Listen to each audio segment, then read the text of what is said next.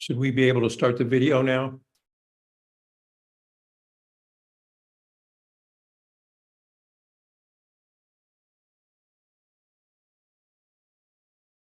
Yeah, yes, Chair Hart, you should be fine. Okay, let me try it.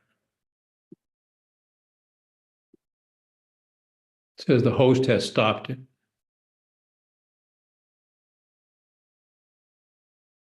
That shouldn't be. Let me check that out. Thank you.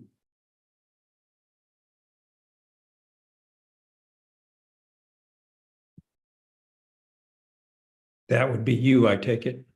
Yes, that is me.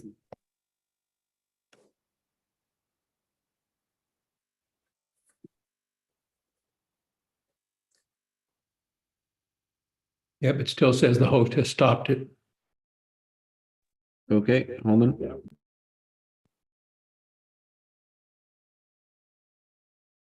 Two-minute warning. Is everybody ready? Yes. Ready, except for the video.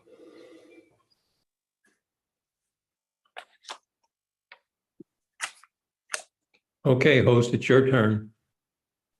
Working on it. Warning. Is everybody ready? Yeah.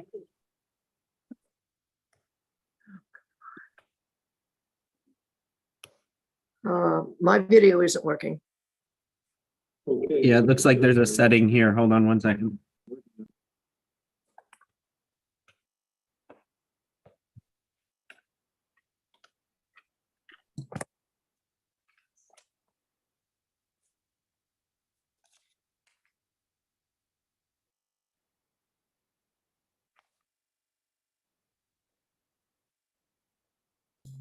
I just recommend we hold on just a moment till we get the settings adjusted to permit us to activate our cameras.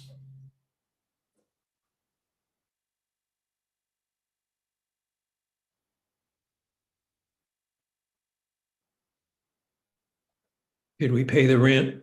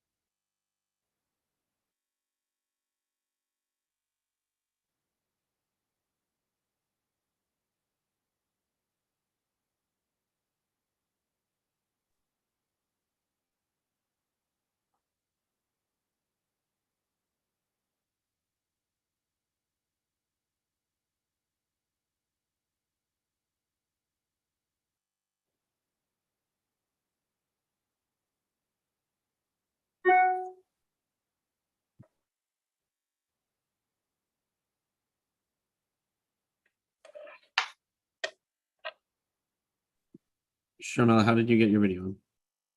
Did someone fix that or did it just do itself? I was able to activate it. Thank you, Tiffany. Yeah, let's give everybody a minute to get videoed and then we can start.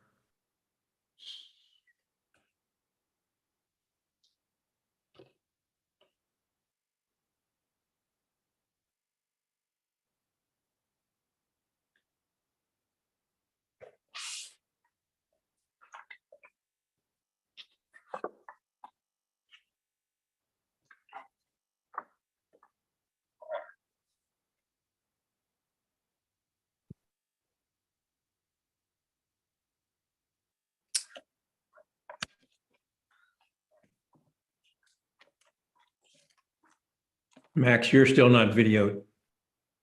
Yep, I was just trying to leave more space on the screen for you all. You're all set. So a lot of people don't have their cameras on. Should I assume that that's because they choose not to and I should go ahead and start? Yes, just makes it easier for people watching to figure out who's actually talking. Okay, we'll start in about 30 seconds.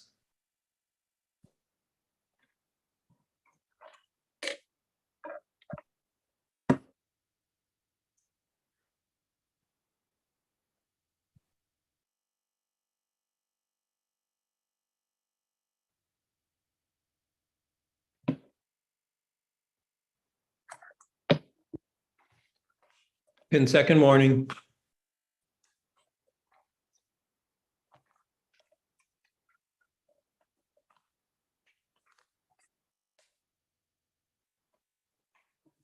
Good afternoon, everyone. I hereby call this meeting of the Washington Metro Rail Safety Commission to order. This meeting is being recorded as well as streamed live for the public. Ms. Silbaugh, do we have a quorum today? You seem to be muted there, Ms. Sabah.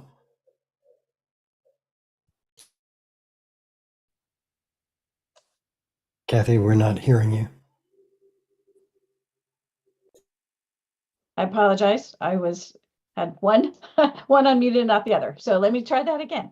Yes, Chair, we have a quorum this afternoon. Participating in the meeting is yourself as Chair, Vice Chair Lobby, Secretary Treasurer Farrar Dyke, and the Commissioners Bob, Rouse, Conklin, Higgins, and DeBrule.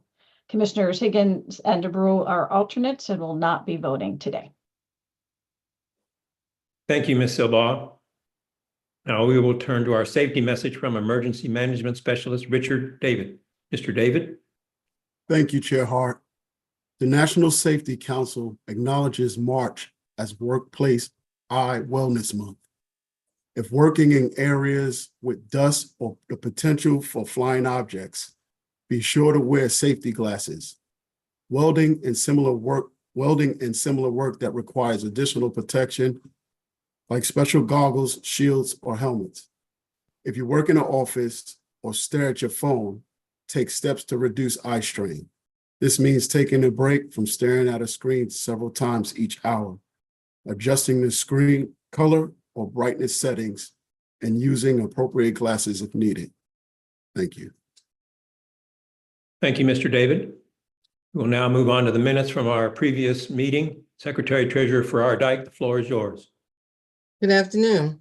The minutes of the January 23rd, 2024 meeting were posted for review. Are there any corrections or additions to the minutes? If not, I move approval of the January 23rd minutes as circulated. Is there a second? Second. Commissioner Lobby has seconded the motion. All those in favor, please raise your hand and say yay. Yay. Yay. Any opposed, please raise your hand and say nay. Have to get that unmute button again. So the vote, Commissioner Farrar Dyke is 6 yeas, 0 nays. Therefore, the minutes are adopted. Thank you, Ms. Silbaugh. We provide an opportunity for public comments at each of our meetings. To ensure that we recognize all who wish to speak, we provided an opportunity for those who have joined the Zoom meeting to sign up in the chat box. If you wish to speak but did not sign in, please do so now. I also remind everyone, including those of you watching on YouTube, that you can always report any concerns, any safety concerns through our website, WMSC.gov, through our social media channels or by email. Ms. Minor, do we have anyone who has indicated that they would like to speak today?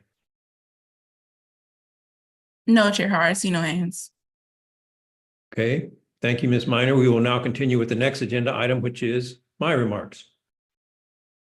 Our meeting today includes updates on the WMSC's ongoing safety oversight activities and the actions that we take on a daily basis to help ensure that Metro Rail upholds its safety commitments and strives to continuously improve the safety of its system.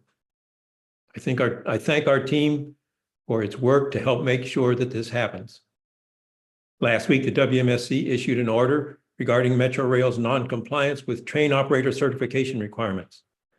These are requirements that Metro Rail has developed to provide for the safety of Metro Rail riders and personnel. I appreciate that Metro Rail is beginning to work on long-term plans for improvement. The WMSC's order ensures that Metro Rail addresses its current train operator certifications and requires Metro Rail corrective action plans to implement planned systemic improvements.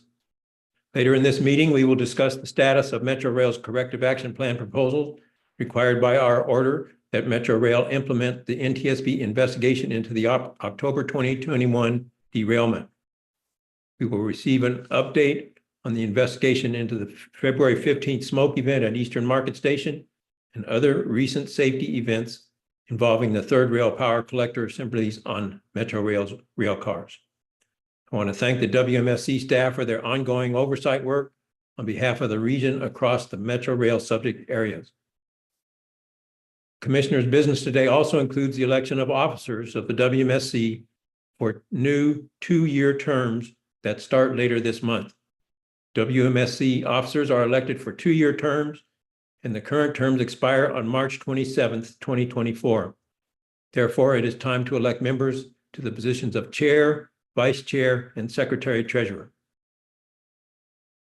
So moving on to the election of officers, I informed all the commissioners that we would elect officers at this meeting and invited anyone who was interested in the positions to contact me both about the roles and to express their interest. We will start with the election for the chair for this term from March 28th, 2024 through March 27th, 2026. I'm asking Vice Chair Laube to conduct this election since it is for my position. Vice Chair Laube, the floor is yours. Thank you, Chair Hart. Chair Hart has indicated his interest in continuing in this position as chair of the WMSC. If any of the other commissioners are interested in serving as chair, please express that interest now. Hearing none, I want to know, are there any questions or comments from the commissioners related to this election?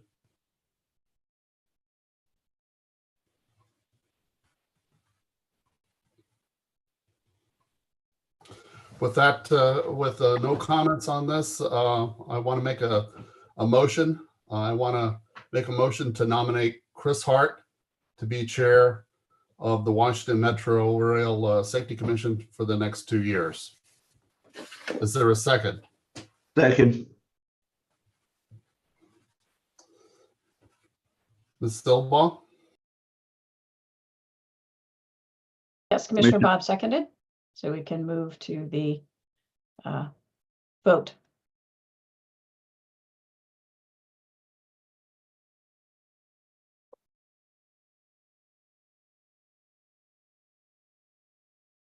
Commissioner Laube, it looked like you went on mute there accidentally.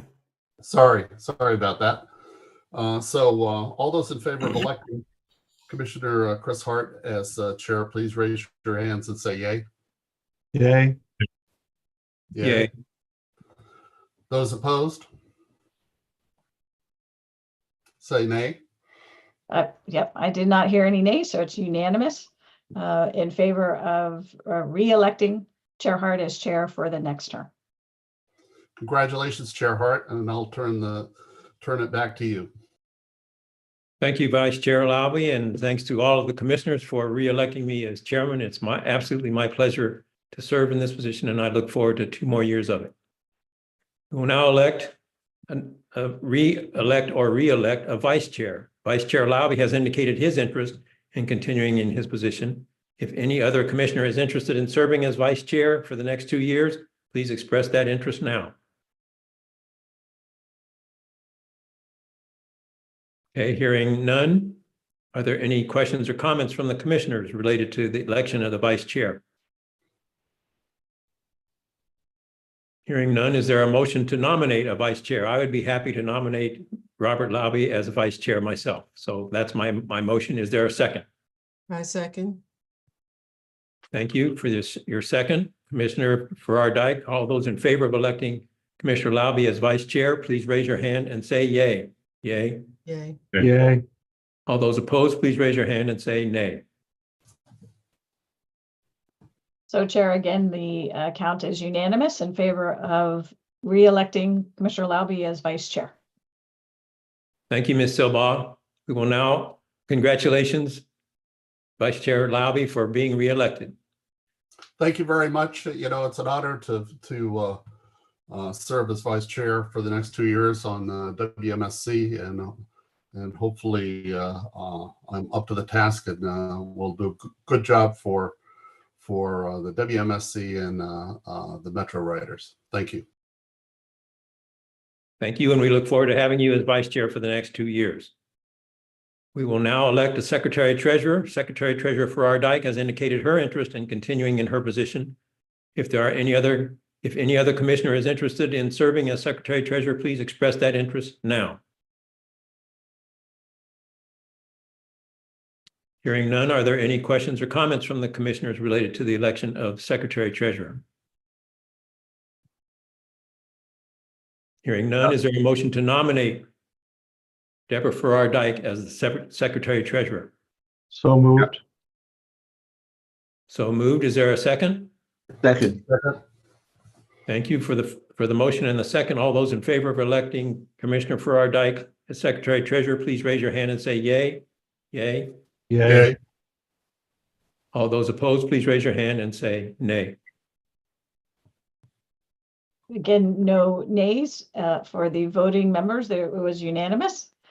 So again, Commissioner Farrar Dyke has been re-elected as the Secretary Treasurer for the next 2 years.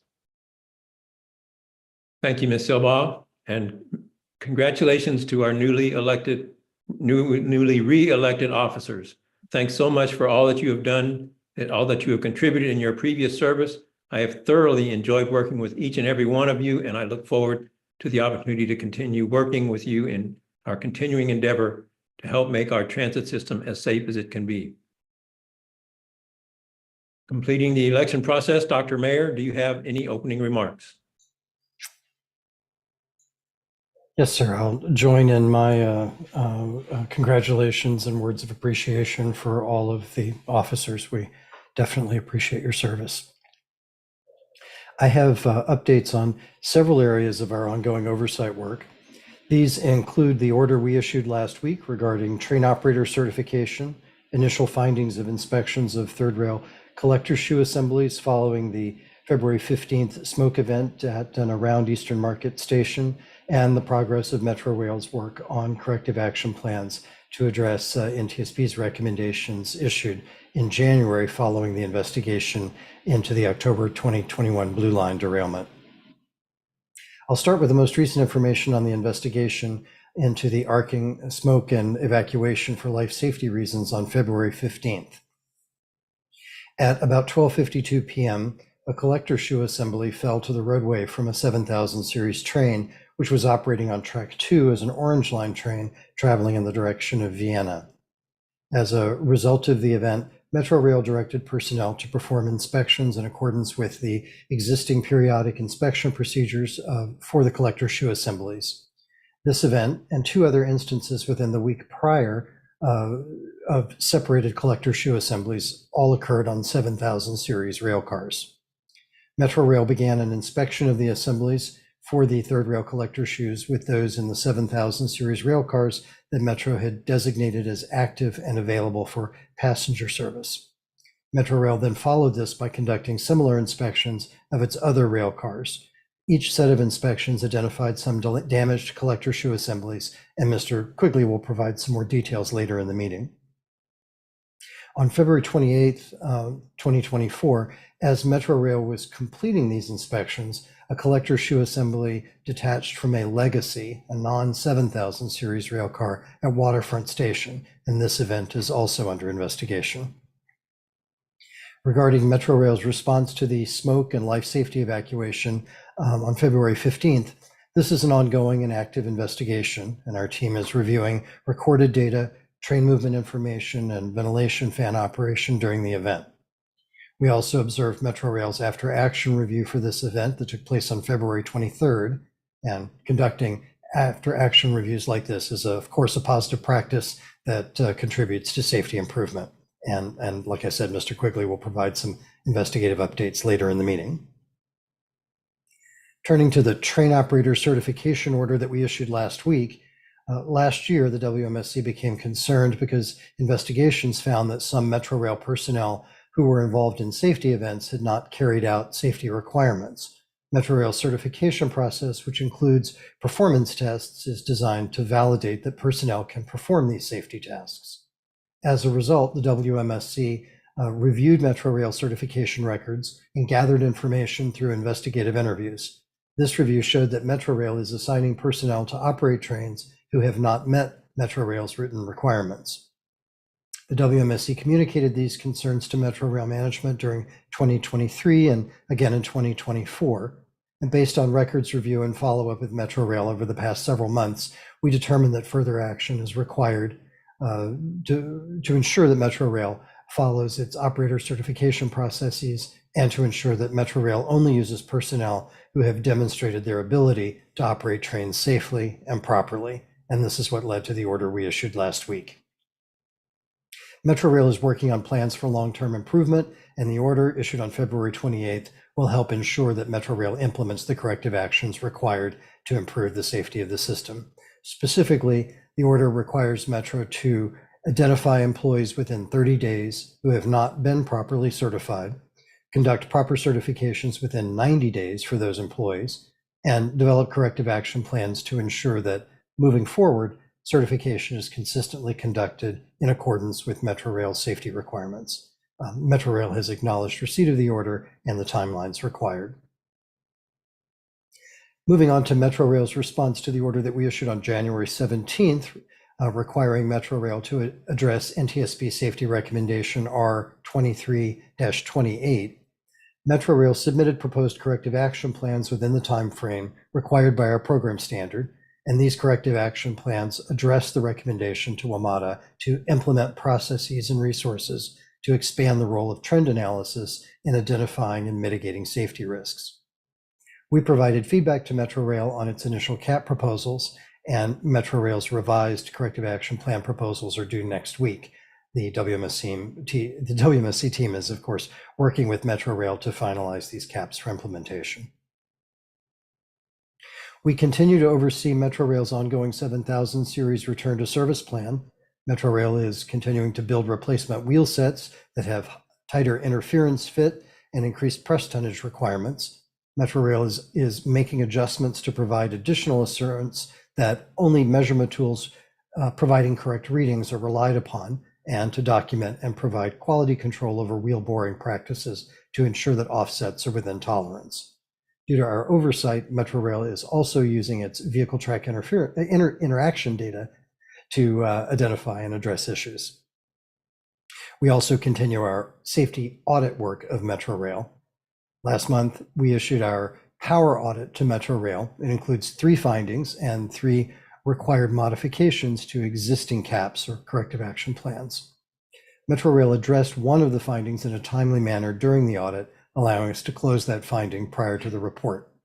We are also finalizing a draft report of our latest railcar programs audit, and we are developing a draft report for our recent roadway wayside worker protection audit.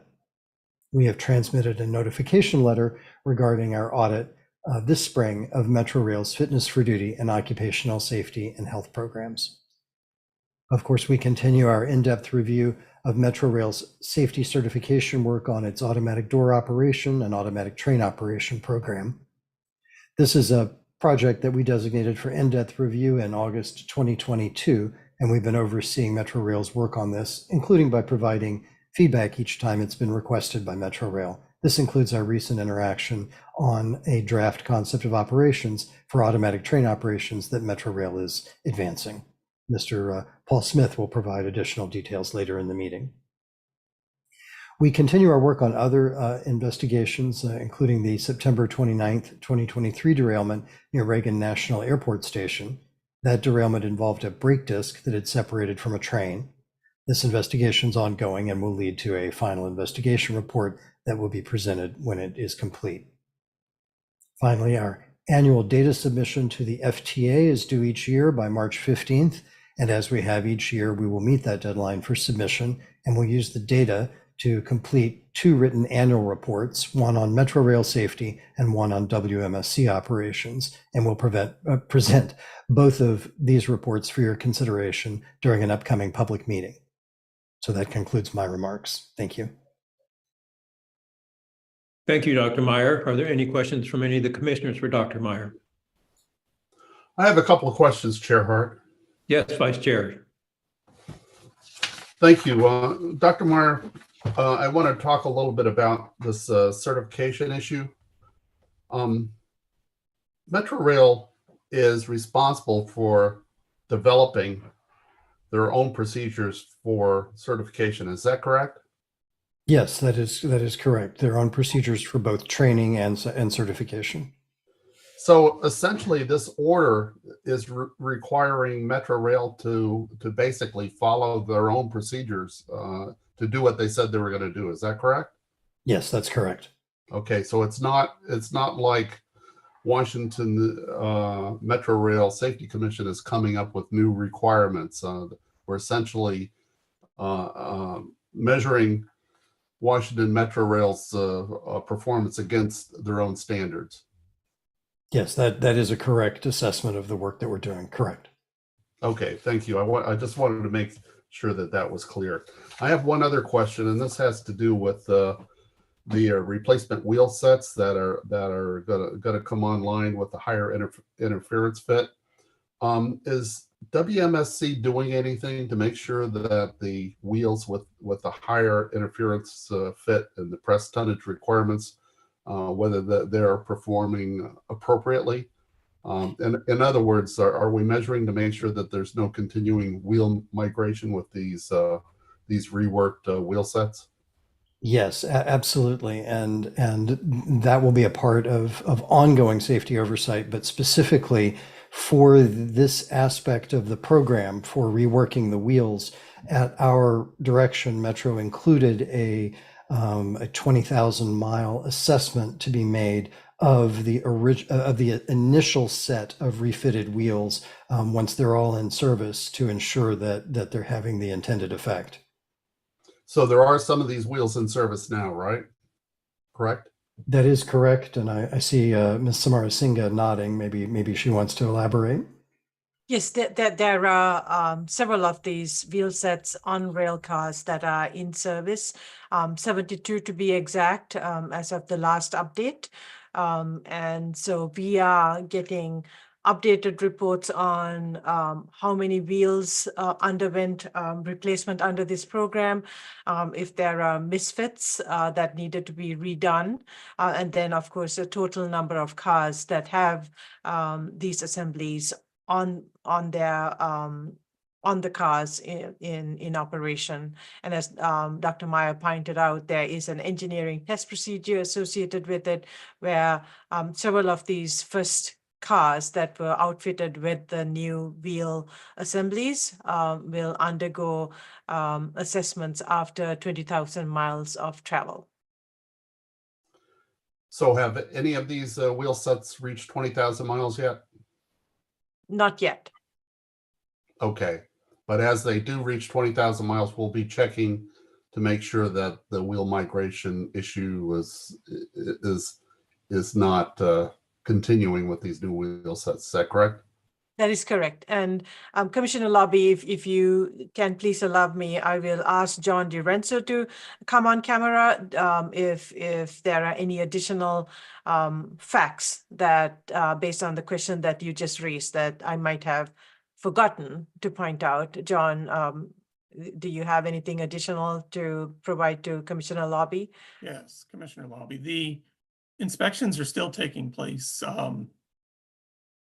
under the guidelines that they had before for their inspections, for their back-to-back inspections. It's not like they're going to wait till the 20,000 mile to do their inspection. At the 20,000 mile mark, they are going to select a group of wheel sets to be torn down to inspect to see if there's anything abnormal from when they were assembled, and then check that as well. They did find that in their machining process of some of the wheels, that there was an offset issue between the back of the flange and the back face of the hub, and caused the back-to-back measurement to be pushed to the maximum, even though the wheel sets had been just assembled. They've addressed this. They identified an area where during the machining process where they weren't always measuring this flange offset, is what they call it, to incorporate that into one of the hold points for their inspection process to make sure it gets measured, so that the wheel sets are all uniform when they are put together. So it sounds like this is still a work in progress, that these wheel sets that have been reworked will continue to be monitored with the program. And I would assume at some point, Metro Rail will ask us to discontinue the inspections, but we're a long way from that point. Is that correct? Yes. Okay, thank you very much. That answers my questions. And Chair Hart, I see that Commissioner Rouse's hand is up. Yes, please. Thank you, because I can't see that. Thank you. Just two quick questions, Dr. Meyer. You mentioned briefly a statement about, as it relates to the 7,000 wheels, making sure that measuring equipment that can be relied upon is used.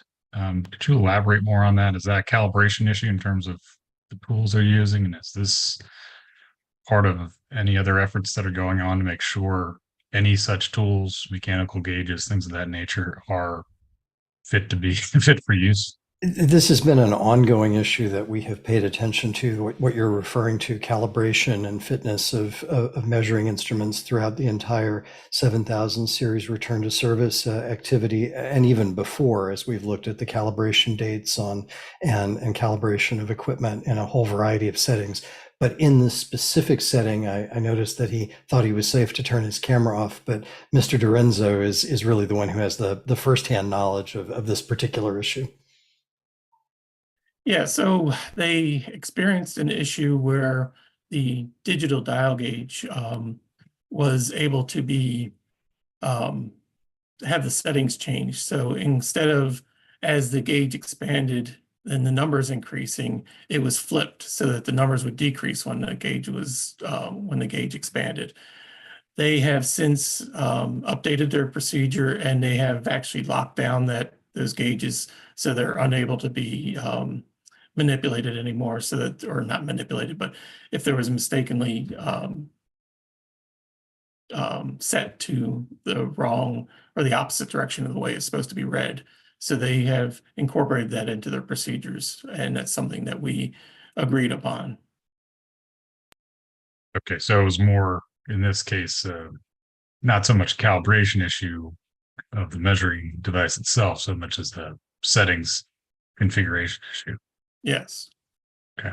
Is this something that is controlled by inventory management or something in that process in WMATA's maintenance shops facilities for tools that require that type of recertification, whether it's a torque wrench or a measuring device?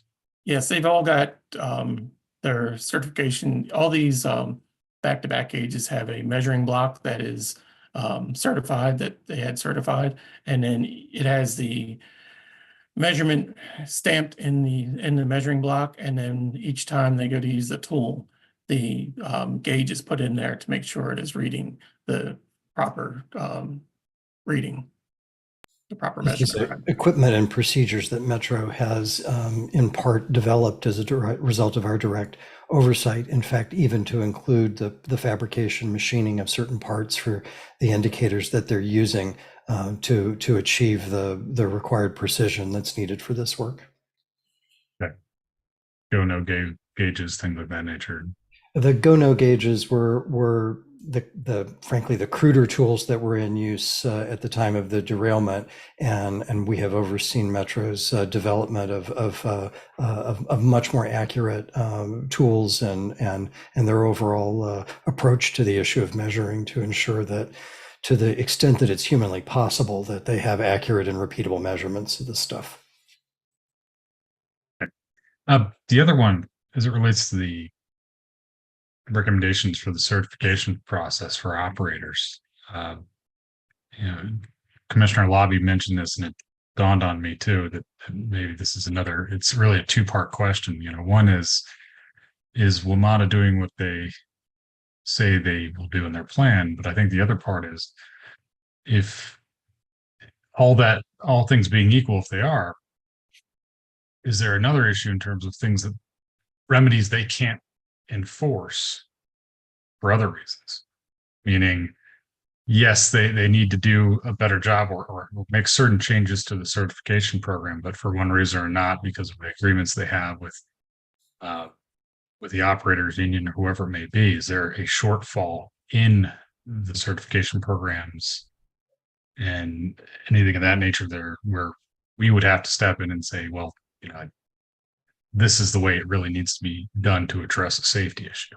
Well, if we were to detect something like that, we certainly wouldn't hesitate to approach it in the manner you're describing. But we haven't detected any sort of hamper, an impediment to them following their written procedures and doing the certifications by the book and ensuring that each certification exam element is conducted properly and that all the steps are followed appropriately. So this is more, in our judgment, a matter of Metro simply following the certification procedures that they've written. That said, as Commissioner Lobby asked a moment ago, these are their procedures, and so if in the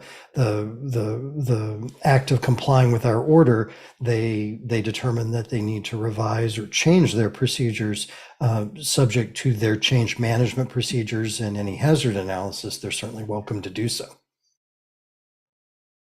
Yeah, and I don't mean to indicate that there is an issue with the procedures. I don't know yet, right? This is the whole point of looking at data and seeing how, if what the suspected root issues are addressing the problems. And sometimes it's a below the surface type issue where you think it's the procedure, but the reason the procedure is not the way you expected it to be is because of some other underlying issue that they're facing. And if that does come, I think that's where I get where you're coming from. That's not the case here. This is not, frankly, this is not a labor union issue. This is an issue that we have seen at Metro from time to time, very detailed and well thought out procedures that are then not line by line implemented in the real world. But there's no impediment to actually following their procedures. No legal impediment, no union agreement or labor contract or something like that that's keeping them from getting this done.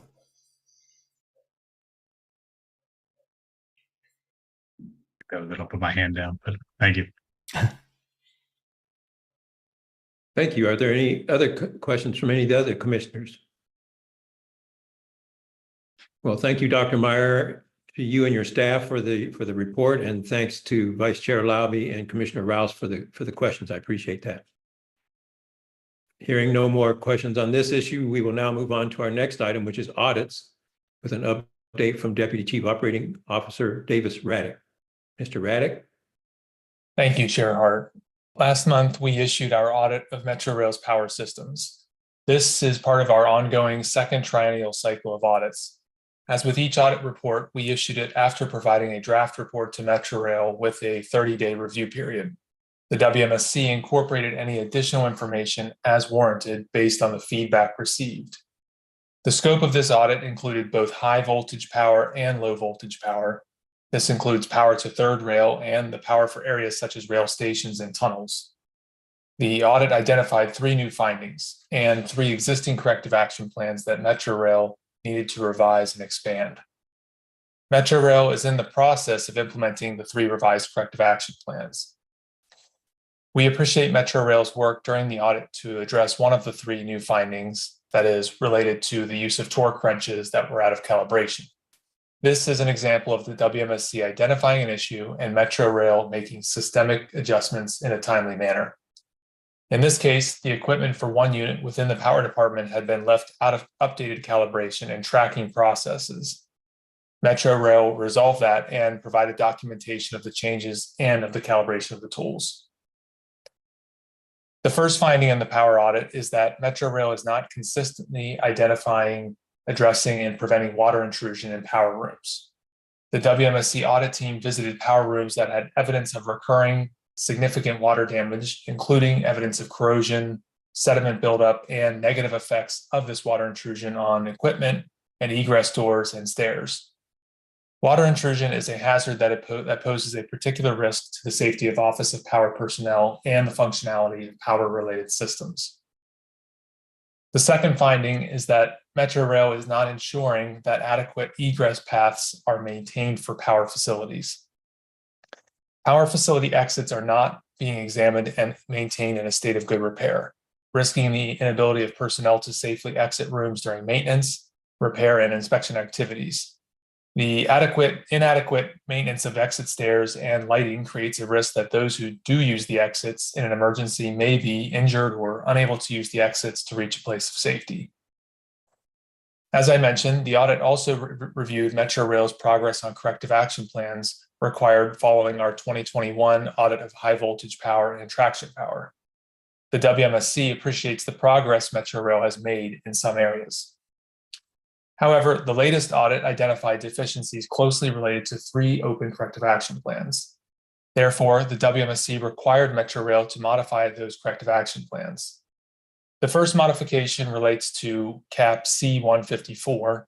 The WMSC identified that Metro Rail is not adequately training personnel on new power equipment that they are being assigned to work on.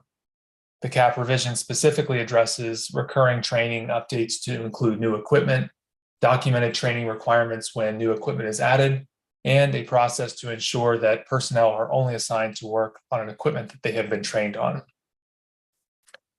The second modification relates to CAP C-155. Metro Rail's prior actions under this CAP and its Public Transportation Agency Safety Plan implementation had included safety management system awareness training for high voltage power personnel. Audit interviews and on-site activities demonstrated that this did not result in power personnel becoming familiar with hazard identification and hazard management. For example, during an interview for this audit, a member of management stated that they were unaware of what items were being tracked in the hazard log. Further, the hazard log provided for this audit did not include electrical hazards, water intrusion, or egress deficiencies. The CAP modification expands this CAP to cover all elements of the realigned Office of Power. It also requires additional steps to ensure personnel are familiar with hazard identification and hazard management. The final modification relates to CAP C-157. Metro Rail demonstrated that the corrective actions had led to identifying locations with as-built schematics that were missing or were not current. However, Metro Rail had not yet addressed these issues by replacing and updating these schematics. Document reviews and field visits for this audit show this is an ongoing issue. The CAP modification includes a full review of all power rooms, printing of the necessary materials, and the posting of the materials in those rooms.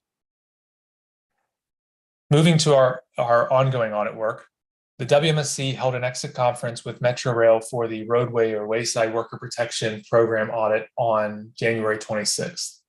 In accordance with our program standard, at the exit conference for each audit, we share with Metro Rail preliminary findings as developed to that point, and any remaining documents that may be pending submission for Metro Rail and the expected timeline for draft and final reports.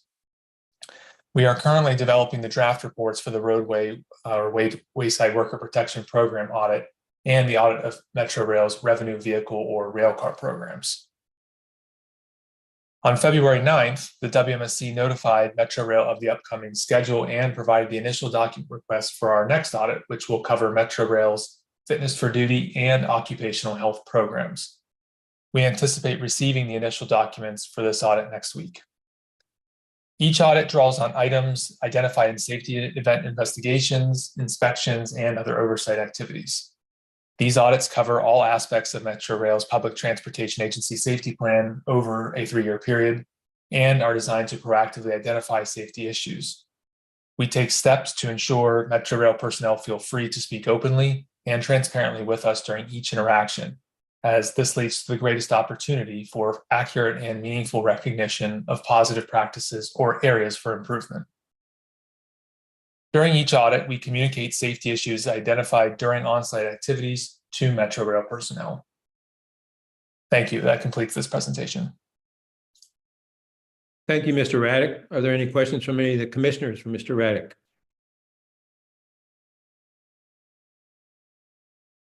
I have a question that relates to your talking about the willingness of the employees to speak freely. What has your experience been regarding that?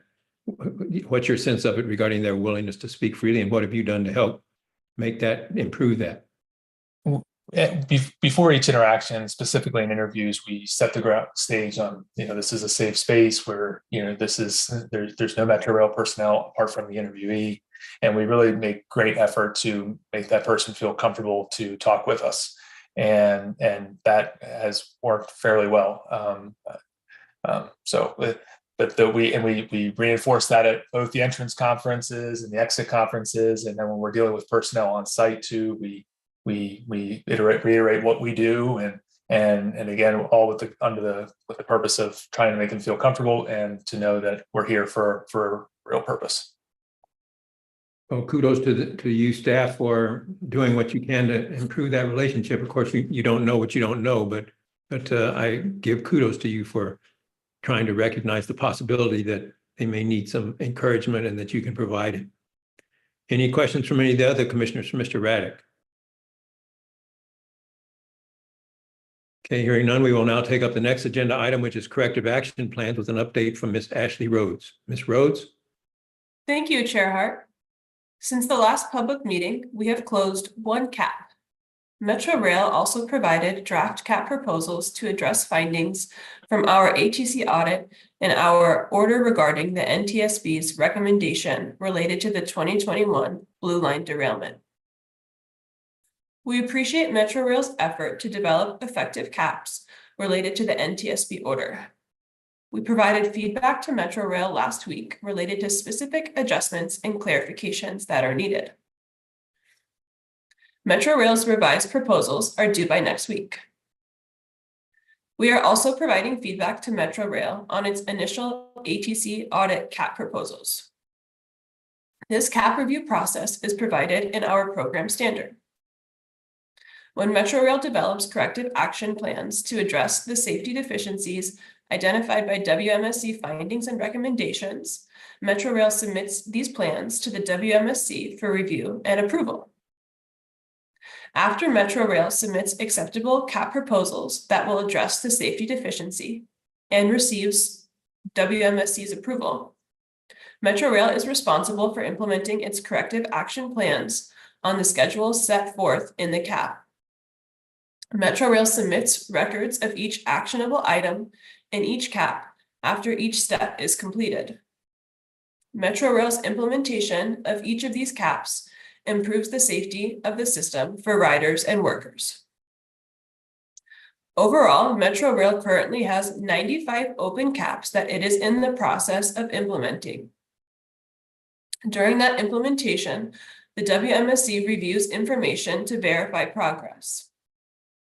This includes reviewing items provided by Metro Rail and other oversight activities.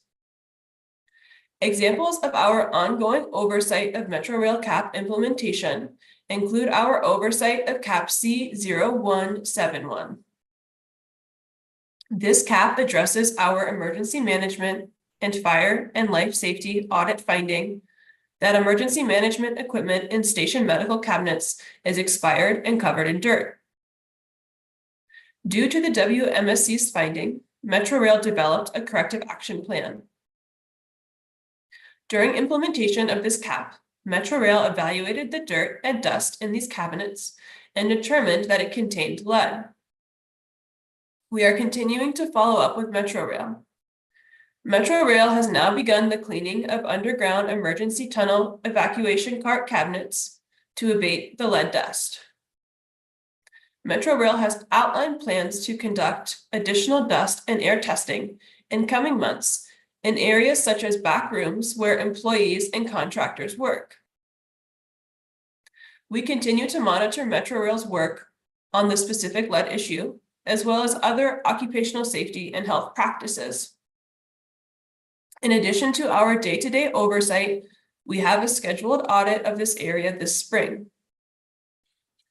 We appreciate Metro Rail's progress in developing a respiratory protection plan, which had not previously existed. Metro Rail is currently piloting the rollout of this plan. As I mentioned, the WMSC has closed one CAP since the last public meeting.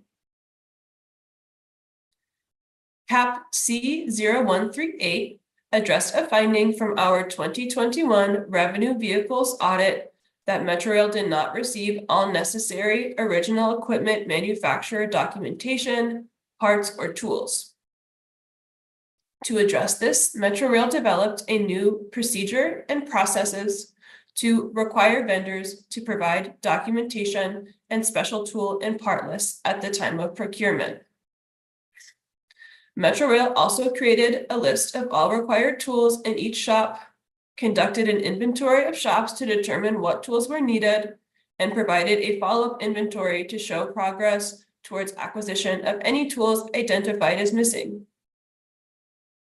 Even after a cap is closed, the WMSC monitors Metrorail's actions on an ongoing basis through our audit, inspection, and other oversight activities.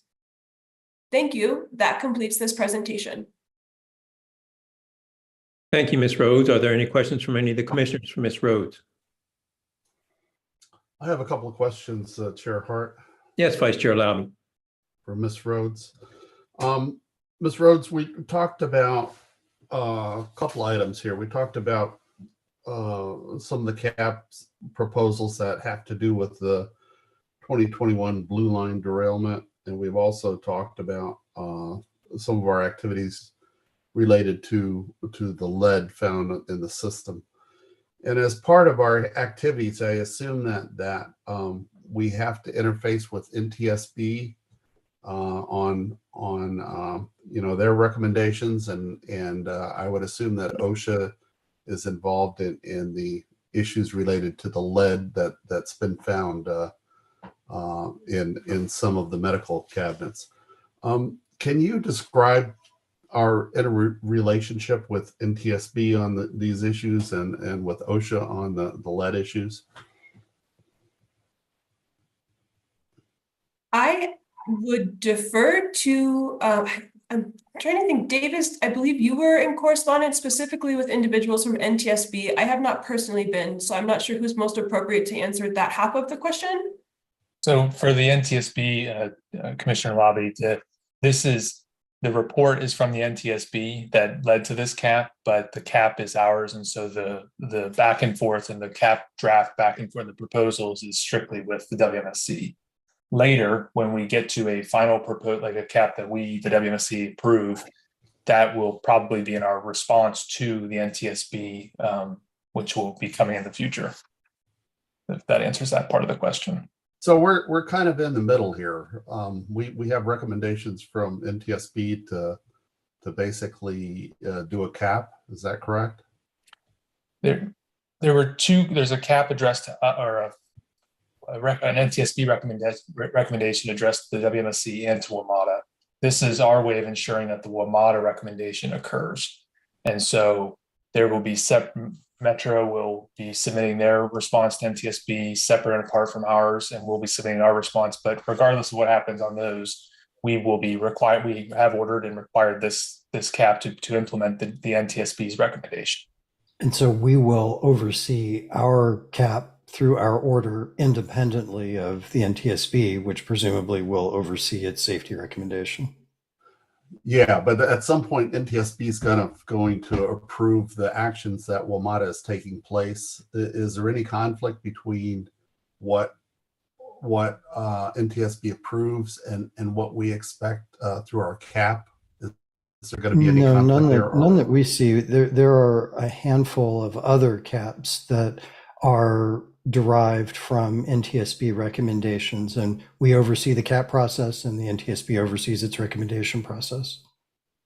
Okay, well, I'm just concerned there may be a conflict between what we think is okay and what NTSB thinks is okay. There is, I guess, that possibility, but we are both independent judges and independent organizations, so we are not necessarily conferring with each other or double checking each other, but it is effectively a different independent voice in the system. We have seen in the past where where WMATA may write to the NTSB and ask for the closure of a recommendation after certain activities, and we often then schedule those activities for us to take an independent look in an inspection to ensure that the fixes are sticking. So in that way, we provide an independent check. So it's really up to Metrorail to keep everybody happy. Is that what I'm hearing? Don't know that it's really about any happiness. I think it's about Metro having a different overseers and for different purposes. But it's up to Metrorail to make sure that that NTSB is satisfied with their response to the recommendation, and that and that Washington Metro Safety Commission is satisfied with the response to the CAP, right? And I'm confident that that's what Metro intends to do. But that said, the NTSB's activities are recommendations and are not at the same level legally as the orders and the caps that we issue. Okay, so let's move on to the lead issue. Commissioner Lobby, before you do that, let me just give a high level comment on the relationship between us and the NTSB. As a general matter, their recommendations address what needs to be done, whereas as a regulator, we address how it needs to be done. So in that sense, it's not really a matter of conflict. As long as the how accomplishes the what, then we're good to go. But we generally have different targets because their target is what and our target is how. And I think Ms. Samarasinha also wanted to interject something. And Commissioner Lobby, you raised the concern that there might be some inconsistencies in what our order requires and what the NTSB recommendation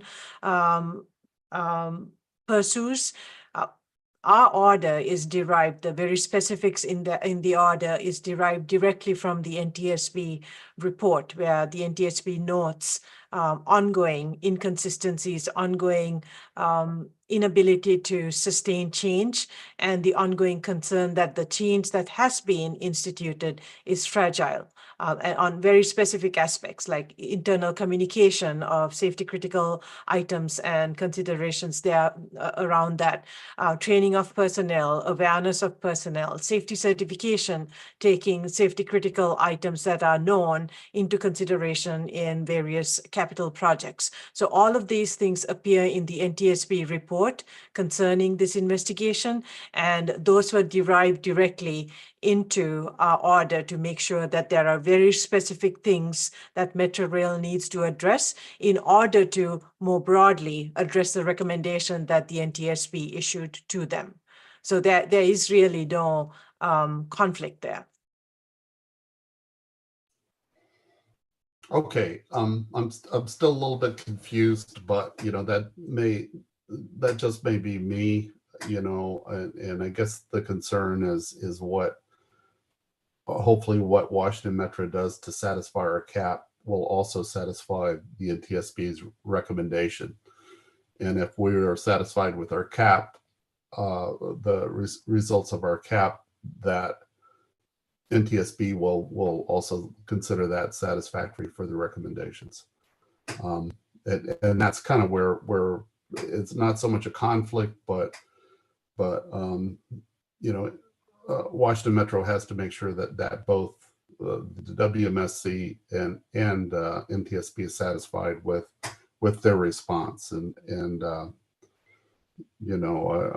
more concerned that there isn't a conflict there. But we see no conflict. Okay, enough said on that. Let's move on to the lead issue. Is OSHA taking any responsibility for this issue, or is this primarily WMSC who's addressing this issue? So let me talk about that in that big picture, and I will look for colleagues for any other particular details. We are treating this as our independent oversight obligation, so we are not working in coordination with OSHA.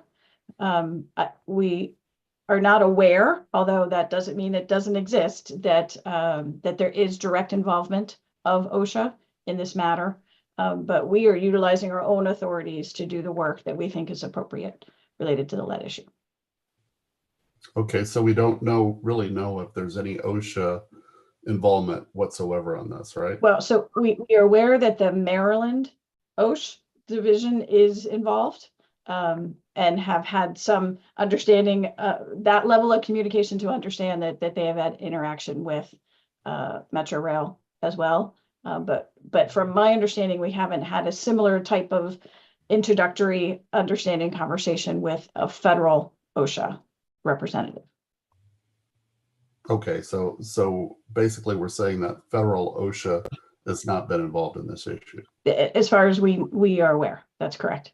Do we believe that they may become involved at any point, or we just don't know? So we have asked, again, colleagues, please correct me if I'm saying this incorrectly. We have asked Metro Rail, again, in our oversight authority, have asked for the documentation of Metro Rail's reporting to OSHA for states as well as the federal, and other similar types of documentation. And as of now, have not received any, and instead, I believe, have received the answer from the federal side of not having interaction there.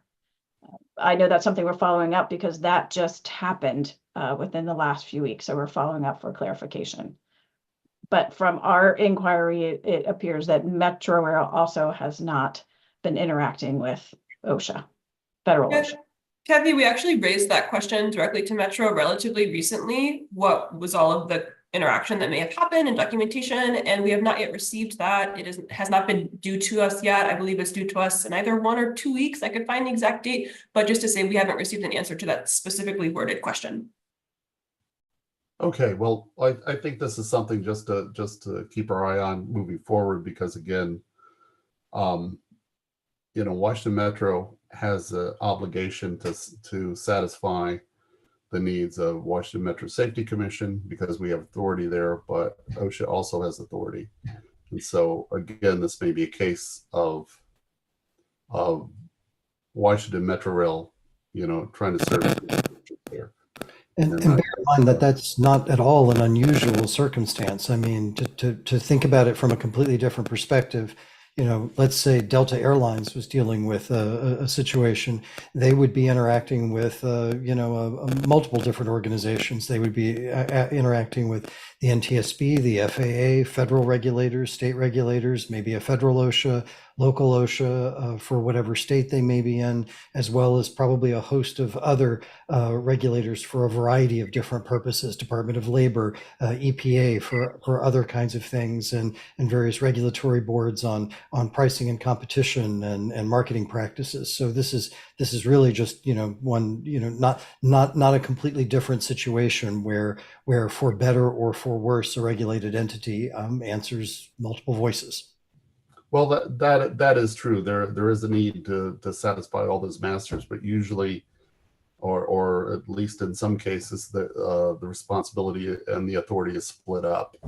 And I'll give you a simple example. Federal Railroad Administration has the authority to investigate railroad accidents, and we have that authority unless NTSB decides that they want to investigate an accident, and then in those cases that investigation and that authority is turned over to NTSB. So I'm just concerned. We have authority here, but what we do needs to agree with the federal OSHA in the case that federal OSHA wants to have something to do with this. If they decide that they want nothing to do with this, they want WMSC to take the lead on this and do what's best, that's fine. But I think that question at least needs to be answered. And certainly we would be happy to coordinate if we see activity from federal OSHA, we'd be happy to coordinate with them. But just like we are not likely to seek their approval of our work, I don't expect them to seek approval of their work either. But to return to the issue of, say, the NTSB investigating an accident, that is something that is very specifically handled in federal regulation and our program standard. And in this case, we carefully followed all of the words that have been written for us, anticipating exactly all of the interactions that have gone on over the past couple of years. So while it is different than in the FRA world, it is contemplated and provided for, and at no time have I detected any conflict or confusion in the matter. Okay, well, I guess there's more to come, and I'll wait to see how that happens. If I could just comment, I mean, I think, and I believe, and somebody correct me if I'm wrong, that state OSHA, it's not every state, and I gather the District of Columbia does not have a state, in effect, OSHA plan or OSHA function, but I believe Maryland does, and I believe Virginia does. The question, do we know whether there's any jurisdiction or any responsibility that those state agents, because I believe, and I should know this better than I do, but that federal OSHA looks to the states who have OSHA responsibilities or agencies to deal with these issues rather than assume the federal will step in. It doesn't mean there's. So we are aware that Maryland has taken some action or some interest. I shouldn't say action because I want to speak for them. So they are aware, and we have again had just some high level introductory communications with them. We've again asked Metro for their communications and dialogue and to understand where they stand with their reporting requirements with Maryland OSH too. So we do hope to understand how they have been involved, and again asked for Virginia as well, but we are not directly aware of involvement of Virginia yet. Okay. Yeah, Thank Chair. It seems to me that David's explanation at least offered a lot of clarity for me in terms of, I wouldn't say staying in our own lane, but in terms of protocols, et cetera, in terms of how we would engage in these types of situations.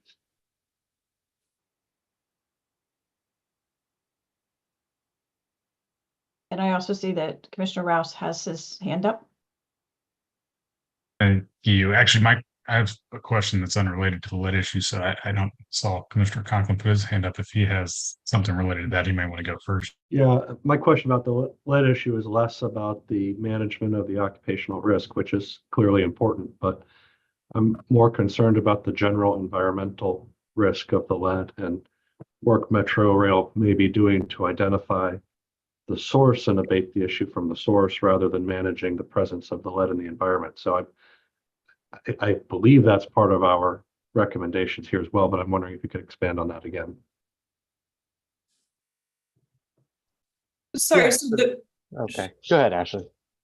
I'm just clarifying what the question part is. Is the question trying to understand what Metro has done to identify the source of the lead?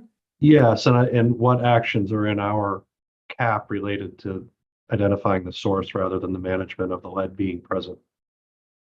And Sure, I think we sorry, ought to David. clarify one thing before the lead was discovered as Metro was following a corrective action plan that we required, but that corrective action plan simply had to do with cleaning up dirty equipment. At the time, we did not know, and the cap was not specifically a lead-oriented cap, so we have not issued or required Metro to develop any corrective action plan in this specific case. Now that lead has been discovered, what we are doing is interacting with Metro to learn about its plans to address the situation, determine the cause, and do that other kind of work that you just described.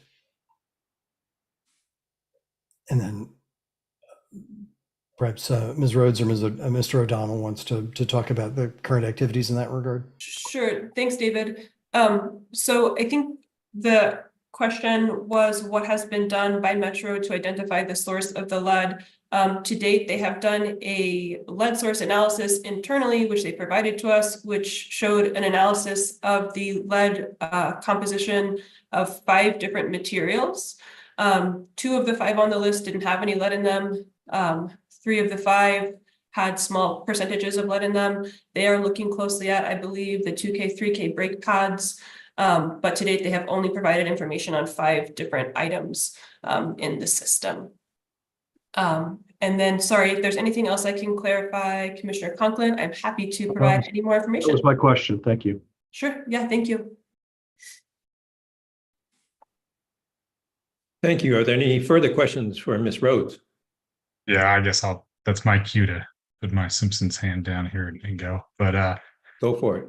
I would, and obviously understanding that these caps get closed out in chunks, right? And we look at the numbers and it says 95 open, 1 closed. And for the benefit, I guess, of not only the commissioners who aren't on it day to day, like all of you, but also the general public, I'd love to get the staff's perspective just on where we stand with caps. Are we closing these at an appropriate rate? Are we growing more than we're seeing closed out? And has anyone spoke to Amada about it? Or do they have any perspective, or do they have any issues in terms of closing these out? Just a pulse on the issue. Could anyone give us some insight? I might look to Mr. Raddick unless anyone else wants to address it.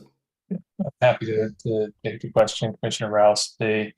So there's always going to be caps, and there always has been caps, and that the sort of the big driver of caps is the triennial audits, and so we're now well into our second triennial cycle, and so we're trending at about, I mean, like you heard today, we have under 95 open caps. That's pretty consistent with what it's been for the last few months. There are many more caps that are in draft. The some from the NTSB order. There's the ATC audit cap drafts that are coming. So there's no concerning trends that we're seeing as far as the number of caps is in relation to what it's been over time.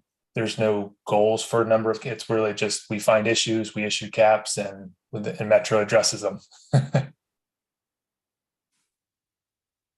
Yeah, fair enough. I mean, but yeah, I think you've heard me before. I'm a big proponent of trying to figure out whether or not our actions are having a net effect in the long run. So, is 95 a good number? Should it be lower? I would hope it would be lower, right? Ideally, you'd want it to be as low as possible. But I get it. It's like you said, it's an operating environment. So there's always something new and different that's going to appear. I guess the bigger question is, from a risks perspective, right? Which ones are ones that are more concerning than others? Are we on pace to close those out appropriately? Because these are just plans, right? And plans are one thing, but what does it translate to the concrete actual actions and activities or investments that need to be made to make the system as safe as it needs to be, right? The general public. So I was sitting here looking at it and listening to the discussion, and it just dawned on me that's probably something, if you're in just the general public, if you just see 95 and 1, it's a decade before we get everything closed out, right? And is that appropriate? So as we do this, some insight onto that, especially during any big moments like triennial audits, to just kind of get us realigned in terms of where we are with the caps and how they're progressing, and whether or not there are any impediments, any things have changed. Do we need to combine issues because other ones have overlapped each other? That's the business of what we do, right? And so I'm just trying to get a better handle of what your perspectives are. For one, right? Do we have the resources, and we'll not have resources to get to where we want to be? So I appreciate it. Thank you. And I would just assure you that you would be hearing from us if we did not have the resources to oversee this. You're seeing 3 members of our staff who spend a significant amount of time every single day managing the CAP process and doing exactly the kind of stuff that you're talking about. Making decisions on deliverable action items, combining old action items with new ones, and doing the kind of work to oversee the progress on a day-to-day basis. And I would want to stress that each of these caps is not just an ideal. It's very much a definitive set of deliverable, time-definite action steps that we ensure that Metro Rail rolls out as described in each of the actions in each of the caps.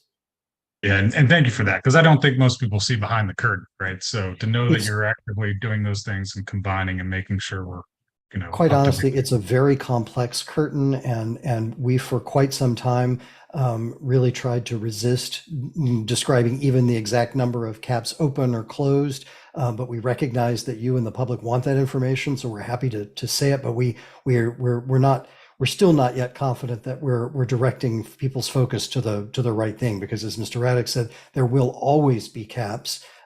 This is a continuous journey toward improved safety, so there'll always be more work that can be done on that journey. But that said, from a high level perspective, Metro is extremely responsive to the deadlines it sets for itself, pays extraordinary attention to detail to get the work done when it sees difficulties. And like I said, these are complicated multi-step plans to be implemented, or many of them are. And so there are situations that arise. The CAPs interact with each other in ways that maybe weren't anticipated at the beginning of a program, or as a CAP is implemented, a better approach is formulated, and we both, Metro and WMSC, work together to be responsive to fit that into our plans and ensure that our deadlines are always reasonable to get the best solutions implemented. Thank you. I mean, yeah, I think that's just it. It's not a numbers game. It's a collective effort to set the same goal, right, and objectives. So if it's misaligned, then it's just piling on top of each other. So that's important. So I appreciate the insight.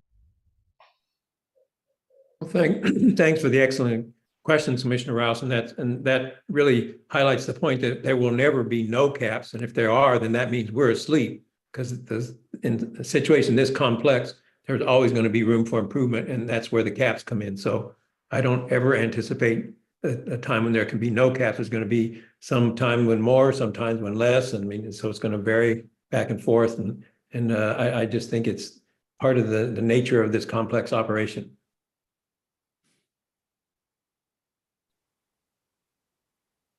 Are there any more questions from any of the commissioners for Ms. Rhodes on this report? Well, thank you for that very productive and fruitful discussion. I learned a lot just listening to it myself. So thank you, because it helps.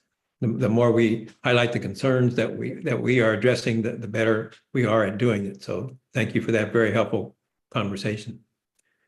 We will now move on to our next agenda item, which is an update on some of the WMSC's latest activities overseeing Metrorail's safety certification process.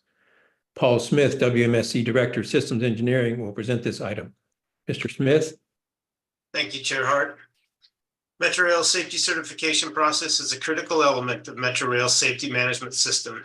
Identifying and understanding failure modes or hazards and proactively mitigating the likelihood and severity of those hazards in a systematic way as documented in Metrorail's policy and procedures provides for the overall safety of the Metrorail system. Metrorail implements its safety certification program, and WMSC oversees Metrorail's work through field observations, document and data review, and regular meetings with Metrorail, as well as by observing the discussions among Metrorail safety certification committees and working groups. Metrorail is required to carry out this work for each of its projects that meet its criteria for safety certification. In accordance with our program standard, we designate specific projects for the WMSC's in-depth review of Metrorail safety certification activities. And for these projects, Metrorail may not activate the asset or systems into service until the WMSC concurs that Metrorail has conducted its safety certification process, including hazard identification and any mitigations or corrective actions. Projects currently under our in-depth review include Metrorail's new 8000 series railcars, Metrorail's automated wayside inspection system, and Metrorail's work related to automatic train operation and automatic door operations. We monitor Metrorail safety certification working groups, documentation, and other activities. We have been overseeing Metrorail's work related to automatic train operation and automatic door operation for several years. We have conducted and observed weekly meetings, observed Metrorail field activities, and have been in continuous contact with Metrorail's project team and other personnel. Automatic door operation is separate from the automatic train operation, and Metrorail's safety certification work on automatic door operation is specific to that system. It does not include ATO. Metrorail completed the safety certification requirements in December to operate the automatic door open feature of the automatic door operation system on the red line. This led to our concurrence with Metrorail's temporary use notice for the use of automatic doors on the red line. Our concurrence was required because this project is under our in-depth review. Metrorail is now working on the safety certification of the use of automatic door opening for the rest of the system. Metrorail provided responses to issues that we had identified in late January and provided an updated automatic door operation test report for the blue, orange, silver, yellow, and green lines that we began to review on February 23rd. We followed up by requesting additional pending information last week as Metrorail progresses toward meeting its safety certification requirements to begin certifying train operators on those lines. Metrorail provided some of that information late last week, and we are now reviewing that information. We are also awaiting the adjustments Metrorail said that it is planning. Regarding automatic train operation, we provided detailed, timely feedback to Metrorail in mid-January on the draft concept of operations that Metrorail developed for the first time at the end of December. Metrorail developed this concept of operations due to our oversight, ensuring that Metrorail begins to follow systems engineering standards. At the end of last week, Metrorail provided new information and a revised concept of operations. As always, we have now begun our timely review of Metrorail's responses and documents. As we awaited Metrorail's responses over the prior month, we discussed some items with Metrorail in our regular meetings. It is particularly important to define and control the situations when ATO will be used and when manual operations will be used. Given Metrorail's historical data demonstrating that red signal overruns, station overruns leading to excessive speed and collisions, and other safety events occurred when Metrorail used ATO in the past, and Metrorail is working to define those conditions and processes. The concept of operation serves as the basis for identifying test cases and requirements. The WMSC has communicated the need for such test cases, and we continue our work on other safety certification oversight. This includes observations of Metrorail's wheel set replacement program and monitoring of Metrorail's ongoing work on the automated wayside inspection system, or AWIS. Thank you. That completes this presentation, Chair Hart. Thank you, Mr. Smith. Are there any questions from the commissioners for Mr. Smith?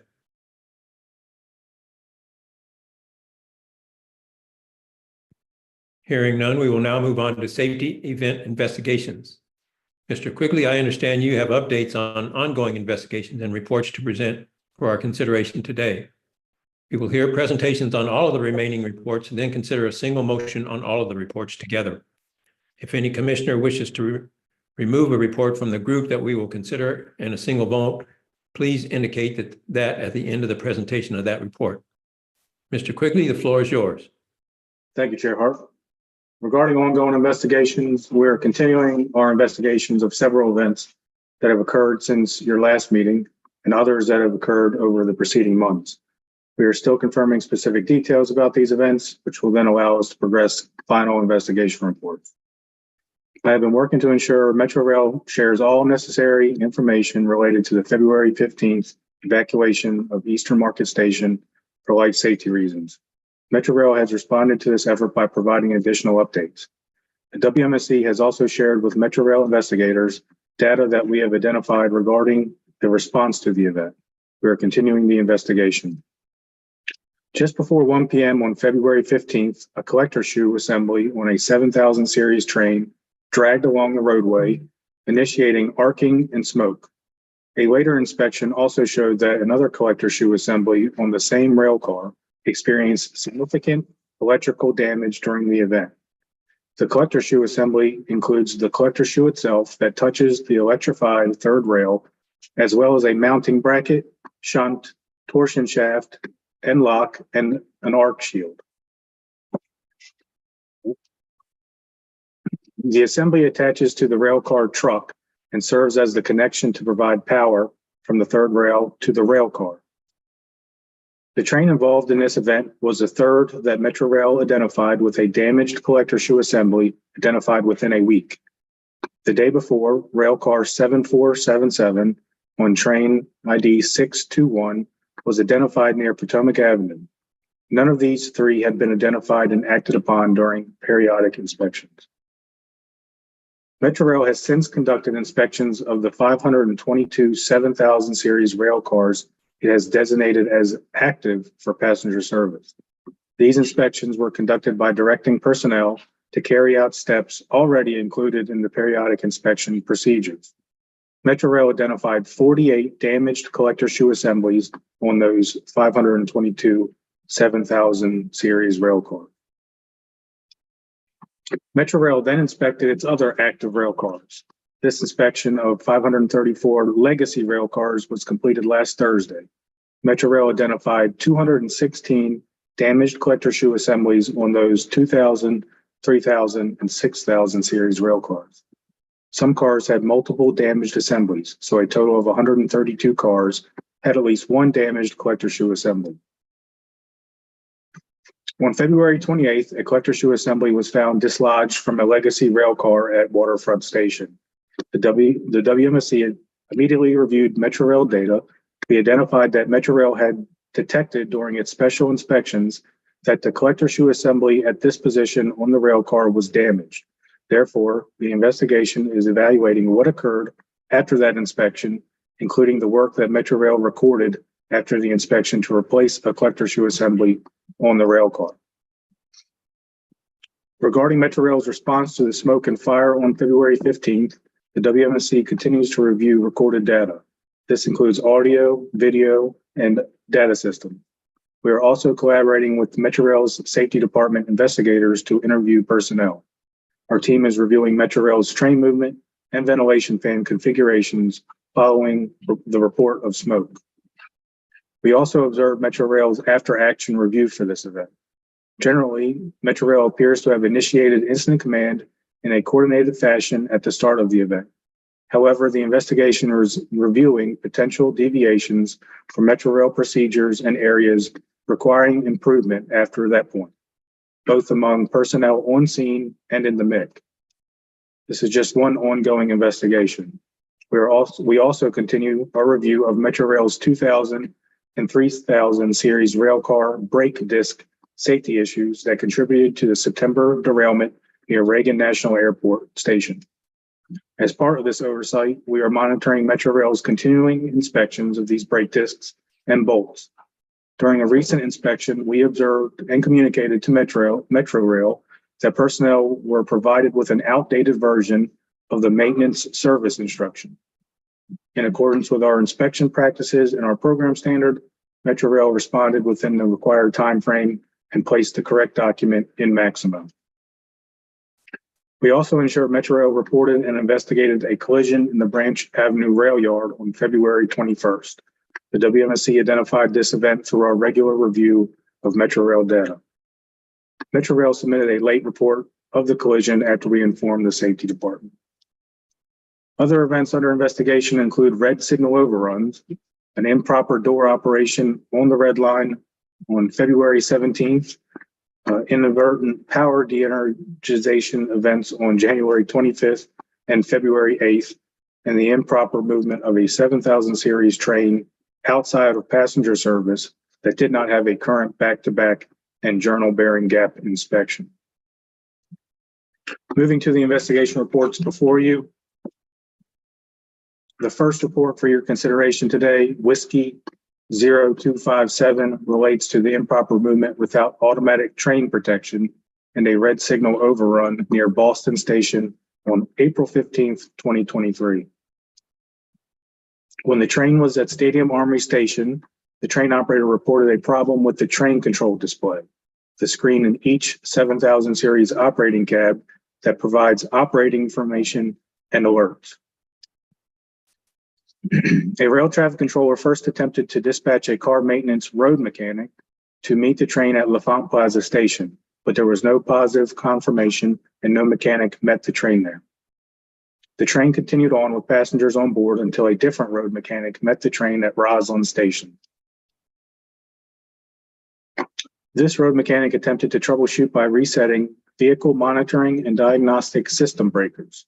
This matches the recommended first troubleshooting procedure, but did not resolve the problem. The train was at the station with doors open and riders were told to exit the train to the platform.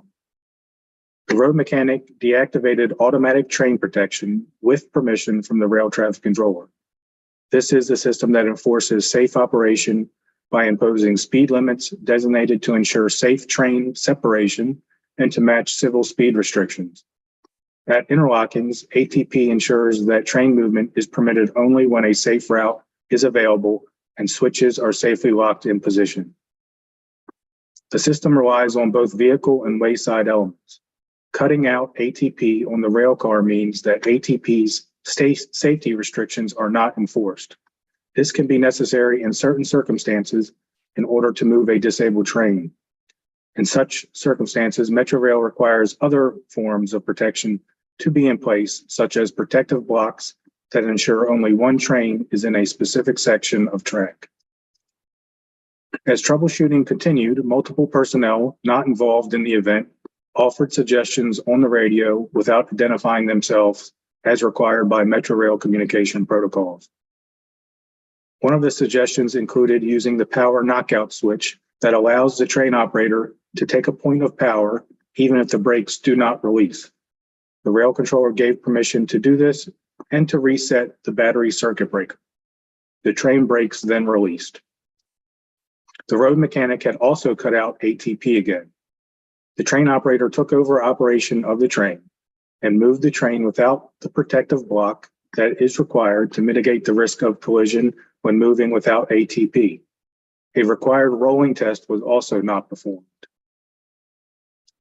The train operator, with a rail supervisor in the cab and the road mechanic on board, moved the train outbound toward Clarendon Station. At Clarendon Station, Orange and Silver Line trains moved from the territory controlled by the Ops 2 desk in the Rail Operations Control Center to the Ops 4 desk. This requires personnel to switch radio channels from Ops 2 to Ops 4. In this case, the train operator and rail supervisor remained on Ops 2. Metrorail safety rules set a maximum speed with ATP cutout of 15 miles per hour.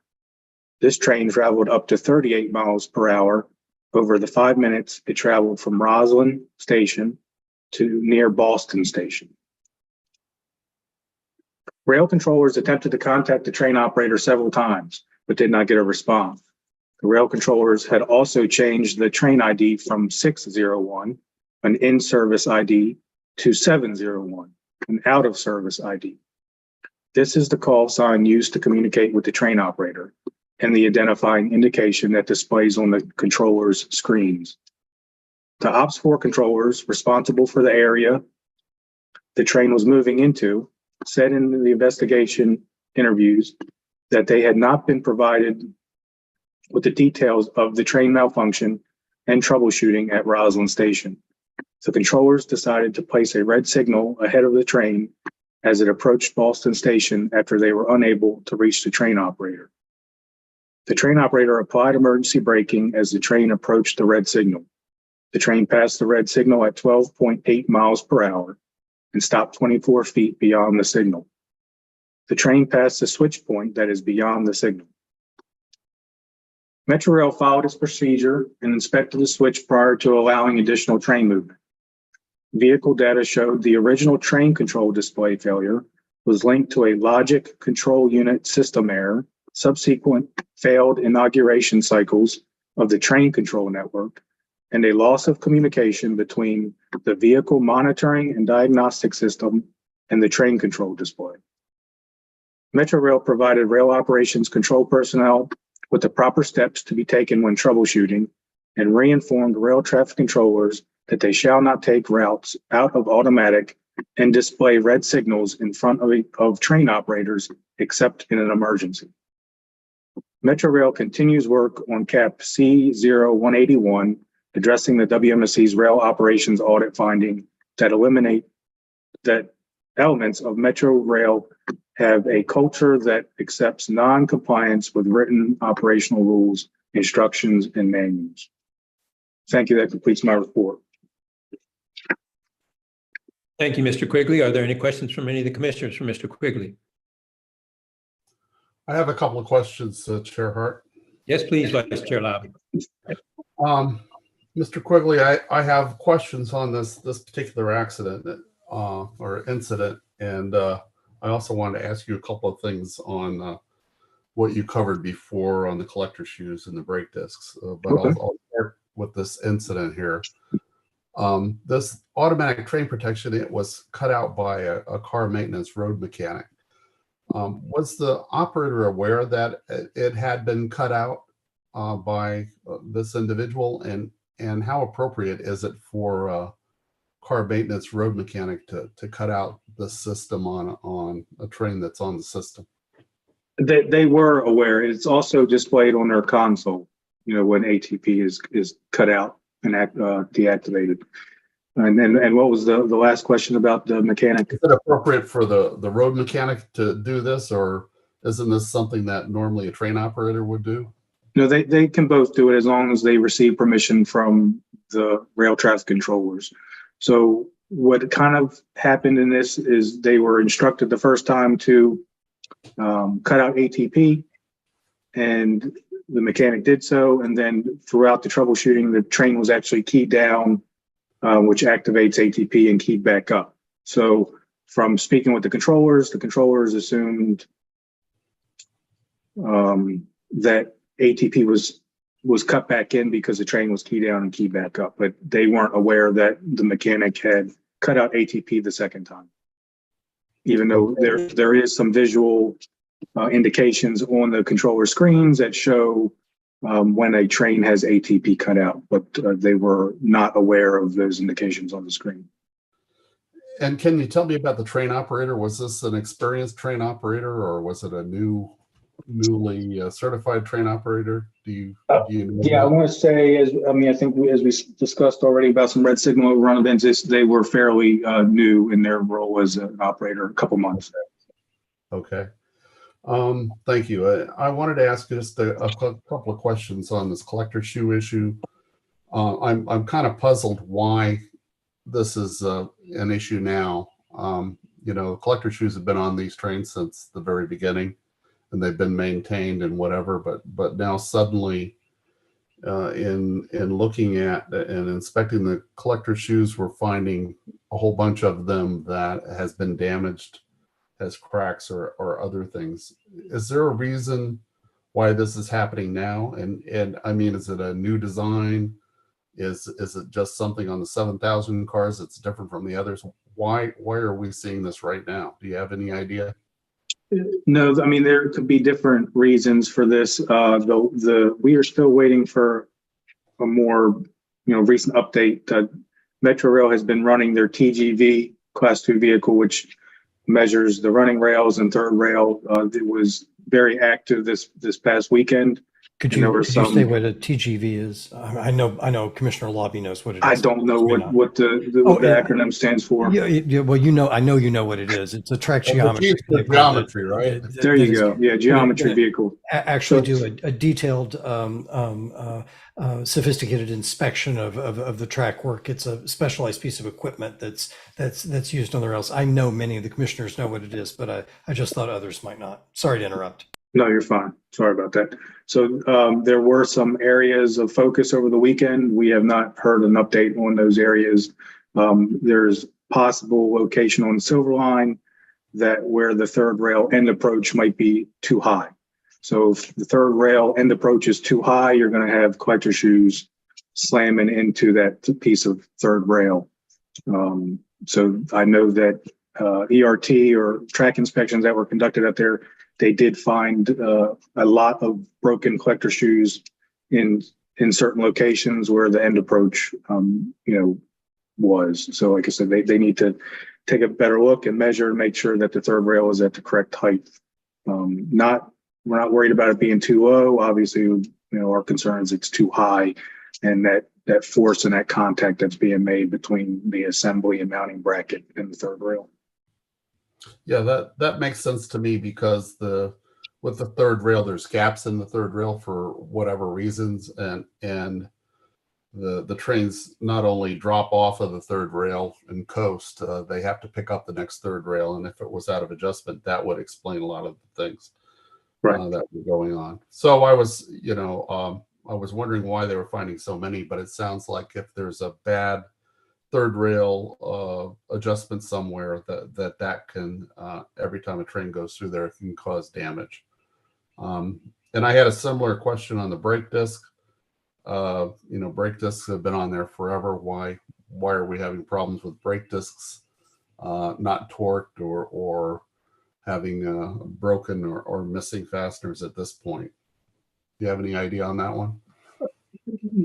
No, we are just as concerned, because they're still finding brake disc bolts broken that they've replaced recently. So Metro sent some bolts to a lab for some testing. They've received that report back last week, and we're still waiting to receive that report from Metro, who wants to kind of look through it and provide us a proofed version.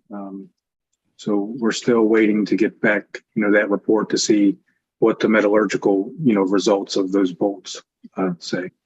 So that report would tell you if you had like a defective group of bolts that were hardened improperly or whatever that could break. Is that correct? At least for those bolts that they sent, that they sent away from the derailment vehicle.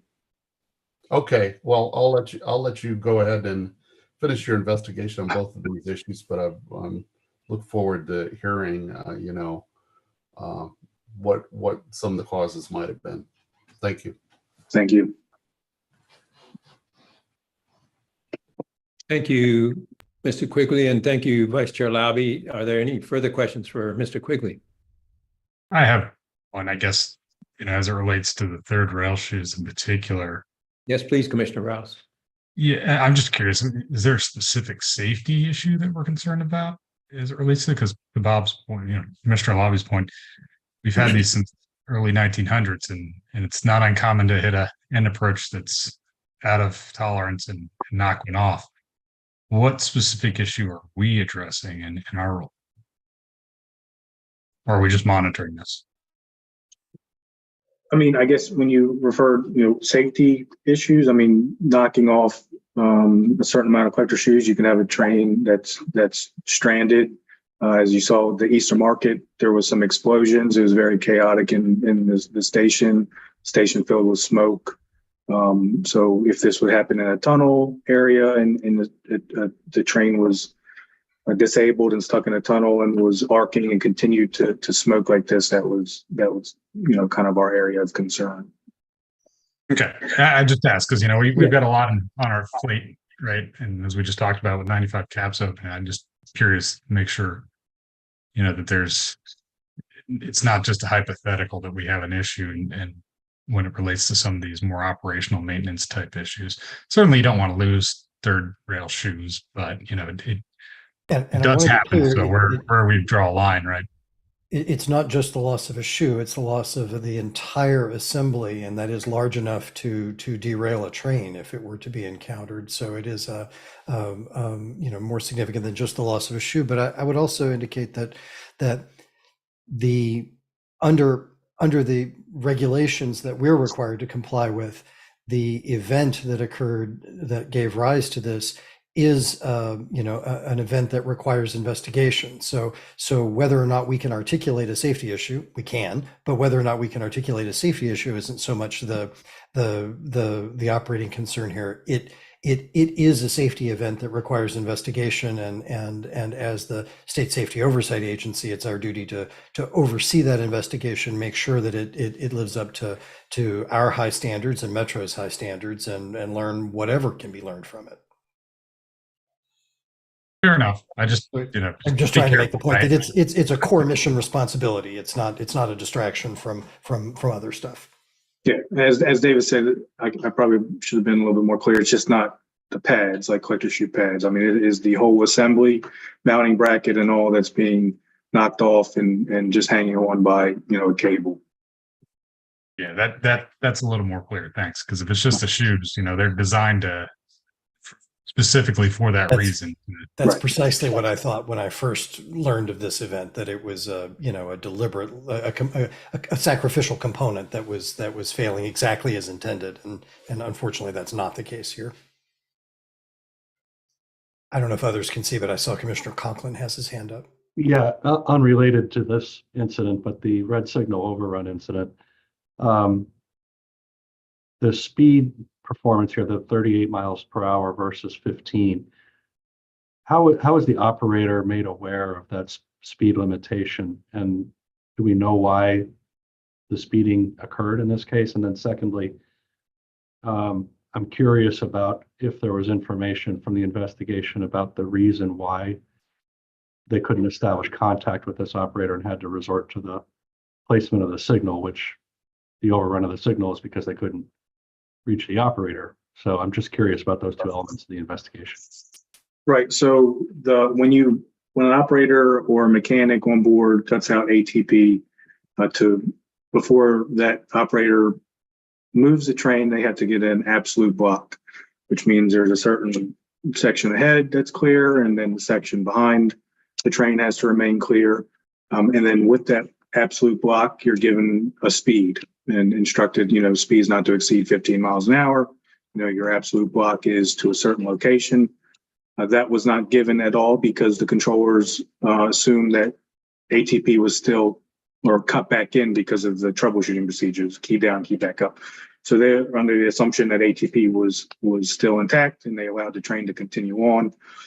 For the radio communication issues, the operator had stayed on the ops 2. So the controllers that were responsible for the territory were on a different radio communication. So that was why they couldn't communicate. They were on different channels. Okay. And putting a red signal up wouldn't stop the train because ATP's cut out. So it's, this red signal is not talking to the train saying, hey, you have a red signal, you have to stop. So the change in the communication channels are purely manual process? Yes, there's signs at certain stations that remind operators, that they're heading into a different ops territory and to change their radio channels. So I guess there's no process then by which the control center would try to contact the operator on the other channel that they had come from. It's not where Roslyn and Boston, where this change happens. They could normally call the other ops and say, hey, can you try to contact this train to see if they're still in our ops? This did not happen during this event. Thanks for that explanation. Mm-hmm.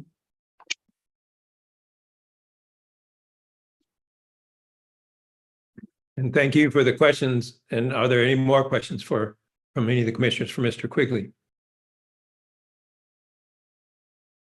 Okay, seeing none. Ms. Key-Rose, would you please present the next reports? Thank you, Chair Hart. Investigations Whiskey 0258 and 0259 relate to events during last June's long-term shutdown of stations west of Boston on the Orange and Silver lines. Investigation Whiskey 0258 relates to a red signal overrun involving a passenger train while Boston Station was serving as a temporary terminal. The operator of train 903 moved past the red signal controlled by the Rail Operations Control Center after communicating with the terminal supervisor. The terminal supervisor provided partial movement instructions despite not having control of or responsibility for the interlocking switches and signals. The train continued over a switch that was not aligned for the train's movement, trailing the switch. The train operator berthed the train in the station on the opposite track, that the Rail Operations Control Center had intended the train to end up on. Vehicle data show the train operator first moved without speed commands and without required permission as they approached the red signal. The operator then contacted the terminal supervisor on a terminal radio channel, not the Ops 4 radio channel used by the rail traffic controller responsible for movement in this area. The terminal supervisor provided the expected movement, but did not provide permission to pass a red signal. In an interview, the train operator did not understand the required procedures to pass a red signal. This contributed to the train operator misinterpreting the instructions from the terminal supervisor. Metrorail repaired the damaged switch and restored service the following day. The rail service adjustment bulletin that Metrorail had provided operations personnel for this shutdown directed train operators to contact the terminal supervisor on the terminal radio channel when arriving at Boston Station. Based on this investigation, Metrorail is adjusting instructions on its shutdown advisories to direct operators to stay on the mainline radio channel after servicing the last station before the temporary terminal. Following this event, Metrorail distributed personnel notices related to movement without speed commands, discussed red signal overruns with train operators, and issued a safety bulletin related to this and other safety events.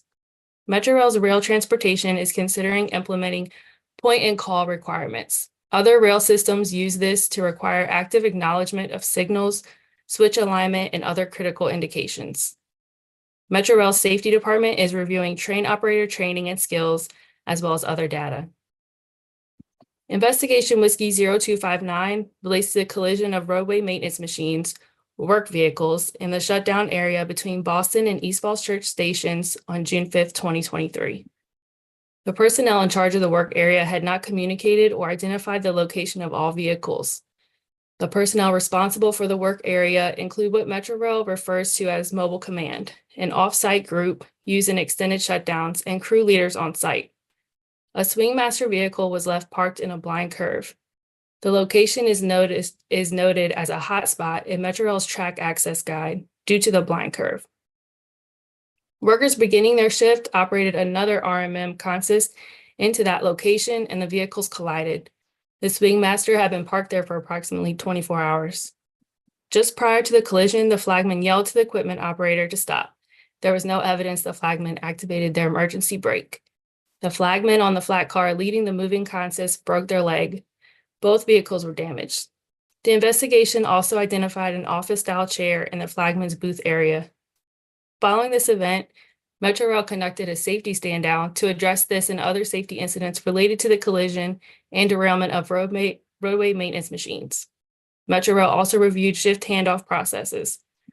Metrorail's track and structures personnel scheduled inspections of RMMs to verify that office chairs and other unauthorized items were removed from the vehicles. The WMSC is reviewing Metrorail's broader mobile command procedures and practices as part of the audit of wayside worker protection. The draft report is being developed. Thank you. That completes this presentation. Thank you, Ms. Key-Rose. Are there any questions from the commissioners for Ms. Key-Rose? I got a few questions, Chair Hart. Yes, Vice Chair Lowry. This is an interesting accident here. First of all, a car was left in a blind curve. Is that allowed by the regulations? No, it's not. The vehicles are not allowed to be left in a hotspot. And the procedure is really for them to be moved back to the platform if possible. And if it's not possible for a unit to be moved to the platform, it has to have some type of visual indication, like a strobe light, prior to where it's parked and chalked. And just to put a fine point on all of that, what Ms. Key-Rose just explained are Metro's procedures and what's required by them, as opposed to regulations, which you actually asked Commissioner Lobby. I mean, what's controlling here is Metro's procedures. There are no regulations that govern this. That's Okay. correct. Thank you. And, it says during the interview, the flagman stated they borrowed a handheld radio from the track unit supervisor. And I believe this is the same flagman who was sitting in the office chair who fell out and broke his leg and yelled for the train to stop. This is the same flagman who basically did not use the emergency application in order to stop the train. And then it says the supervisor denied lending them the radio. Do we know any more about that? Did this flagman even have a radio during this incident? No, it did not. Okay, so he did not have a radio, and he had to tell the operator that he was about to have a collision. He had to yell. Correct. Without a radio, is that right? Okay. Correct. And yet he misled the investigators by saying that he had to borrow a handheld radio, right? Yeah, I think he tried to borrow a radio. Oh, he tried to borrow a radio at the time of the incident. Okay, understand. So it looks like another incident where a whole bunch of things went wrong and procedures weren't followed. But that's all the questions I have on this one. Thank you. Thank you, Vice Chair Lowry. And I'm sort of thinking out loud that as we express frustration about seeing sort of the same things over and over again, I'm starting to conclude that the reason we're seeing that is a lot of individual errors, and the response is, well, let's train some more so they won't make those errors anymore. But unfortunately, humans make mistakes. And so I think we're going to have to start getting smart about looking at more systemic fixes rather than just relying on retraining people to hope that they'll remember the next time this comes up. So just kind of thinking out loud as to where we're headed to try to keep from seeing the same things over and over again. Thank you, Ms. Keyrose. Are there any further questions from the commissioners for Ms. Keyrose? Yeah, I've got one as well to kind of tie into this. Obviously, the radio issue is, sorry, the radio issue is interesting in and of itself. I've never, trying to make a move like that without being able to tell the operator how far you are away from being to stop. It's just, that's not the 1800s. We don't need to waving lanterns around. There's much better ways to communicate. And so that's, I don't know what's going on there. That's an issue, but I'm more curious about the whole blind curve and where they left the equipment. Are there territorial qualifications for the maintenance personnel, especially RMM operators? No.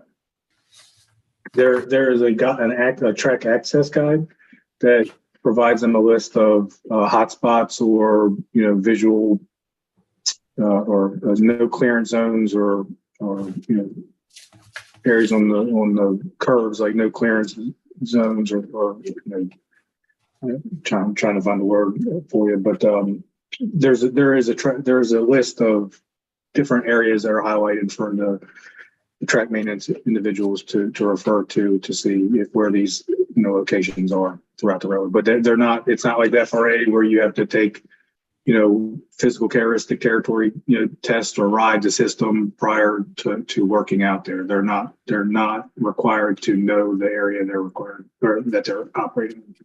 Yeah, I mean, you can't hit it. I mean, is there territorial qualifications for any operating personnel? No. Yeah, and see, I see that's a problem. And then this kind of gets back to my earlier question about, when we say, okay, we'll modify your procedures. Well, there may be holes in the procedures in the first place. And this is a big one if you're operating manually. And when we start to parse out, what the root causes are for some of these things, and we say, okay, why are there so many? And you can batch this in with red signal overruns. It's the whole issue is potential collisions, right? So whether it's a red signal overrun or collision between two things on the track, what are the contributing factors and root causes that are leading to this? And I think there's different mitigations. Some of them are going to be inexperience or, lack of training or an issue with the training program. Some of it may be mitigated by, because it's situational awareness, and maybe ATO can help improve some of those numbers. So there's no one answer for all of this. And I guess what I'm getting at here is, when you look at something like this and say, okay, well, they should have known, they were given a piece of paper not to park at chaining 310 plus 00. Well, I mean, I know they're trained and they should understand what that means, but if they're not familiar with the territory and it's dark outside, do they even know where that location is? Are they even given a fighting chance to make sure when they're in the throes of doing work for the night in a short work window that, oh yeah, I'm familiar enough with what I'm doing in the area I'm at that we can't leave it right here. Right. So there's a lot to unpack here. I think there's some interesting things, but I really keyed in on the, are they qualified to be out doing what they're doing in the first place? Do they have the training they need to perform it safely? There's some pieces there. And I thought some of the elements were good. If you looked at, their weekend breakdown for work and where different work zones were going to be, there's some good stuff there. But there's also some things that when we get to our bigger picture of what's our net effect that we're having on the safety of WMATA in general, as we start bucketing these things into contributing factors and root causes and trying to look at that stuff and say, okay, what's related to training and qualifications? What's related to a loss of situational awareness that no matter how well they were trained, we really need technology to take over, whether it's ATP or ATO. So that's just my observation there. That stuck out to me. In addition to the radio comms issue, that's a big one to look at as we move forward in terms of how it relates to other incidents.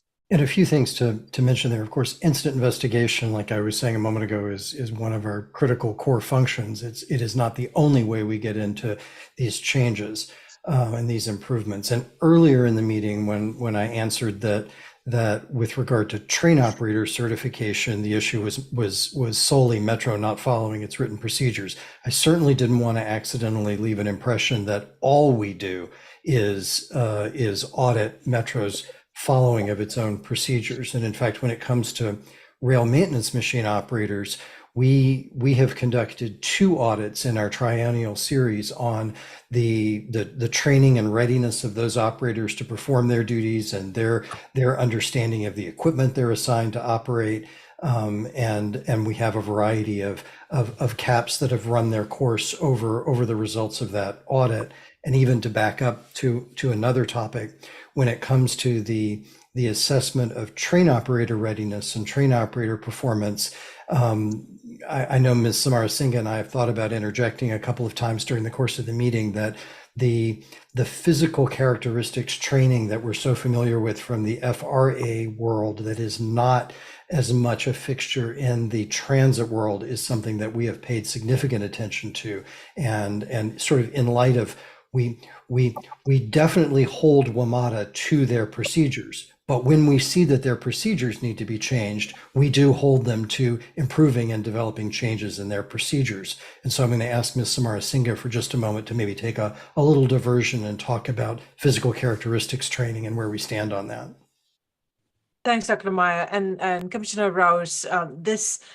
This gap, this safety gap that we observed in terms of the lack of a formalized physical characteristics training program being woven into the train operator training program was something that we assessed during the last rail operations audit that was conducted back in 2022.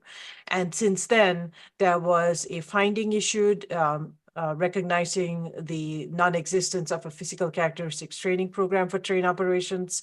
And then there was a CAP that Metrorail proposed in order to fix that issue, which included preparing a brand new program, implementing it, and so on, and monitoring the implementation. There were several hiccups along the way. There was a 3.5-month delay in Metro actually starting this program, which we corrected back in January of 2023. And since then, they have been working towards meeting the requirements of the plan that we approved in order for them to have a working physical characteristics program. Currently, what is being worked upon is Metro is asking for us to allow them to modify this implementation with a pilot program to test out the formulation of the training plan for physical characteristics. So that's where things stand. And so I do want to recognize that this is a gap we saw, and we required Metrorail to correct it through a finding back in 2022, and the work is underway. And I'm glancing at the CAP implementation timeline. All of the work, including demonstration of work efforts, demonstration of training records, all that will be completed sometime in mid-2025. But the work is ongoing to get to that point. So that's just an update on physical characteristics training. Thank you. I appreciate that.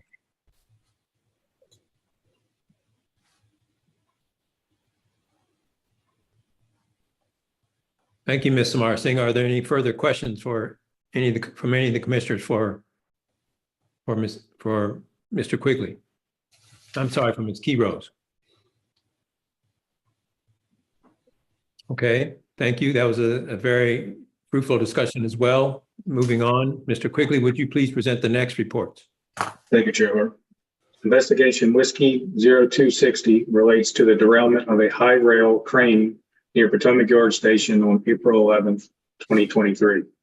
This vehicle was being moved back to the Alexandria Rail Yard from the long-term shutdown zone on the yellow line between Pentagon and LaFont Plaza stations. The Aspen aerial vehicle derailed as the equipment operator moved it through a curve. The investigation found that the high rail gear was incorrectly deployed. High rail gear is the equipment, including the flanged wheels, that allow a rubber-tired vehicle to safely operate on the rails. The left rear high rail gear was not fully deployed. In addition, required bolts were not in place on the rear right wheel chassis that is used for both road and rail movement. The left side wheel not being fully deployed resulted in a weight imbalance. The rear wheels were the lead wheels in the direction of traffic. Prior to this movement of the vehicle, it had been parked for an extended period on the rails in the yellow line shutdown area. The equipment operator did not observe any deficiencies before operating the vehicle. At the time of the derailment, the vehicle was traveling approximately 14 miles per hour, below the 15-mile-per-hour limit Metrorail sets for such movement. After the derailment, the vehicle had significant damage to the left side high rail gear and mounting. On the right side, 2 of 4 bolts were missing.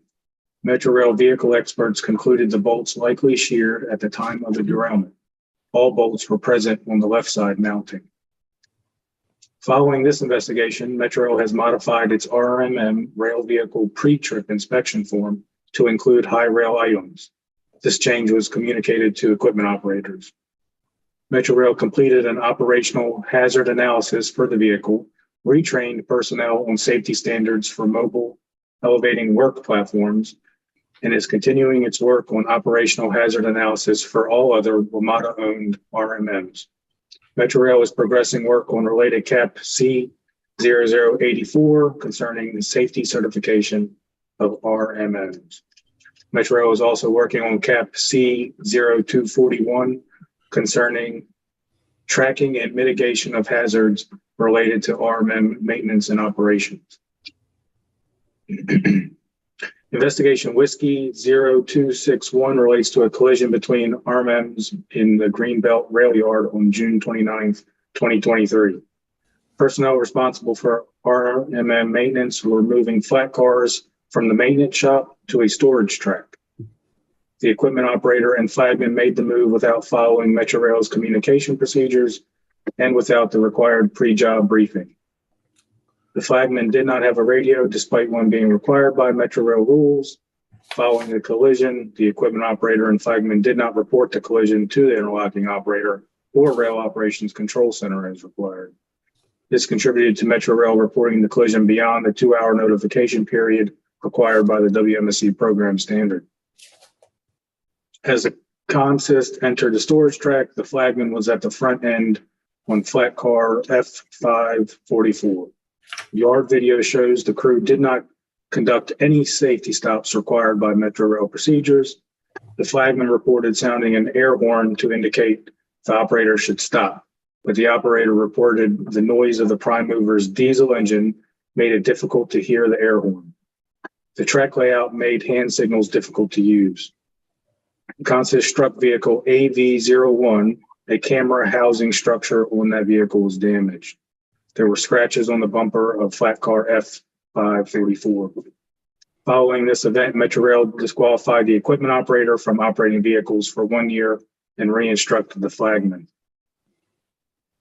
The final report today relates to a rider who exited the end door of a rail car on a moving train, then fell between the rail cars near Minnesota Avenue Station on May 1st, 2023.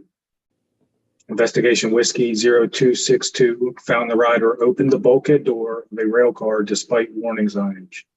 The operator of a following train found the rider on the roadway and reported the emergency.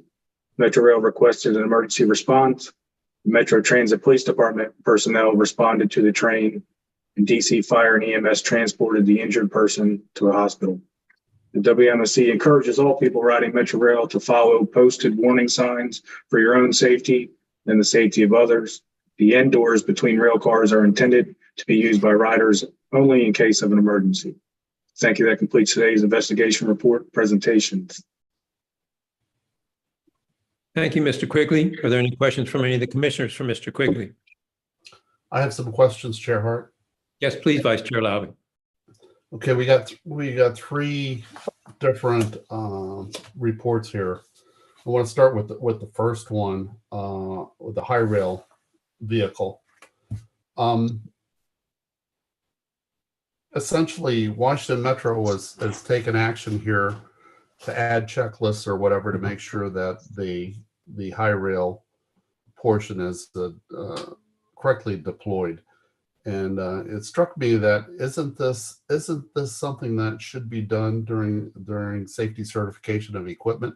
I believe that this high rail vehicle, when it was bought, should have gone through safety certification, and these types of issues should have been identified and basically mitigated through some of these procedures. Is that correct, or am I thinking of something else? No, I believe you're correct, sir. So these issues with this high rail, the fact that the left side and the right side had to be the high rail had to be secured separately, that should have been part of the safety certification process. Do we know if this equipment was properly safety certified? I know we've had issues with this process for a while. I don't think it was at the time, but as this report was back in, was it April, I believe, we've gotten Metro Rail to improve, the safety certification of all vehicles, just not this one. Okay, thank you. The second accident or incident report that you mentioned, the collision at Greenbelt Rail Yard. Again, we have a flagman with no radio. How are radios distributed? Don't you, if you're a flagman, don't you have a radio? Don't you always have a radio, or is it issued depending on the need? Why do we have, and again, this is a second incident we've had here where the guy didn't have a radio. Who's supposed to give the guy a radio, or is he always supposed to have it, or what? How is that handled? From my understanding, everybody is issued a radio, especially a flagman. If Mr. Walker, I know he's had interactions with the comm department and radios. If he wants to expand on who gets one or who doesn't, Ruth. So it's very simple. Yes, they should have been assigned a radio. Yes, they should have had a radio in their possession. So does he actually, when he checks into work, does he have to go and get a radio, or does he have one that he keeps all the time, or what? He should have a radio that was assigned to him. When he keys up on the mic, it will identify him as an identifier. So he should have been, or everyone that needs a radio should be assigned a radio. So as a flagman, he should have gone and gotten a radio, as part of being prepared for work, along with his hard hat and his safety glasses and his other equipment, right? That is required PPE. That yes, he should have had, or he or she should have had the radio. Yes. Well, here we have two accidents where this didn't take place. Do we have any idea why this is a problem? Are there not enough radios, or what?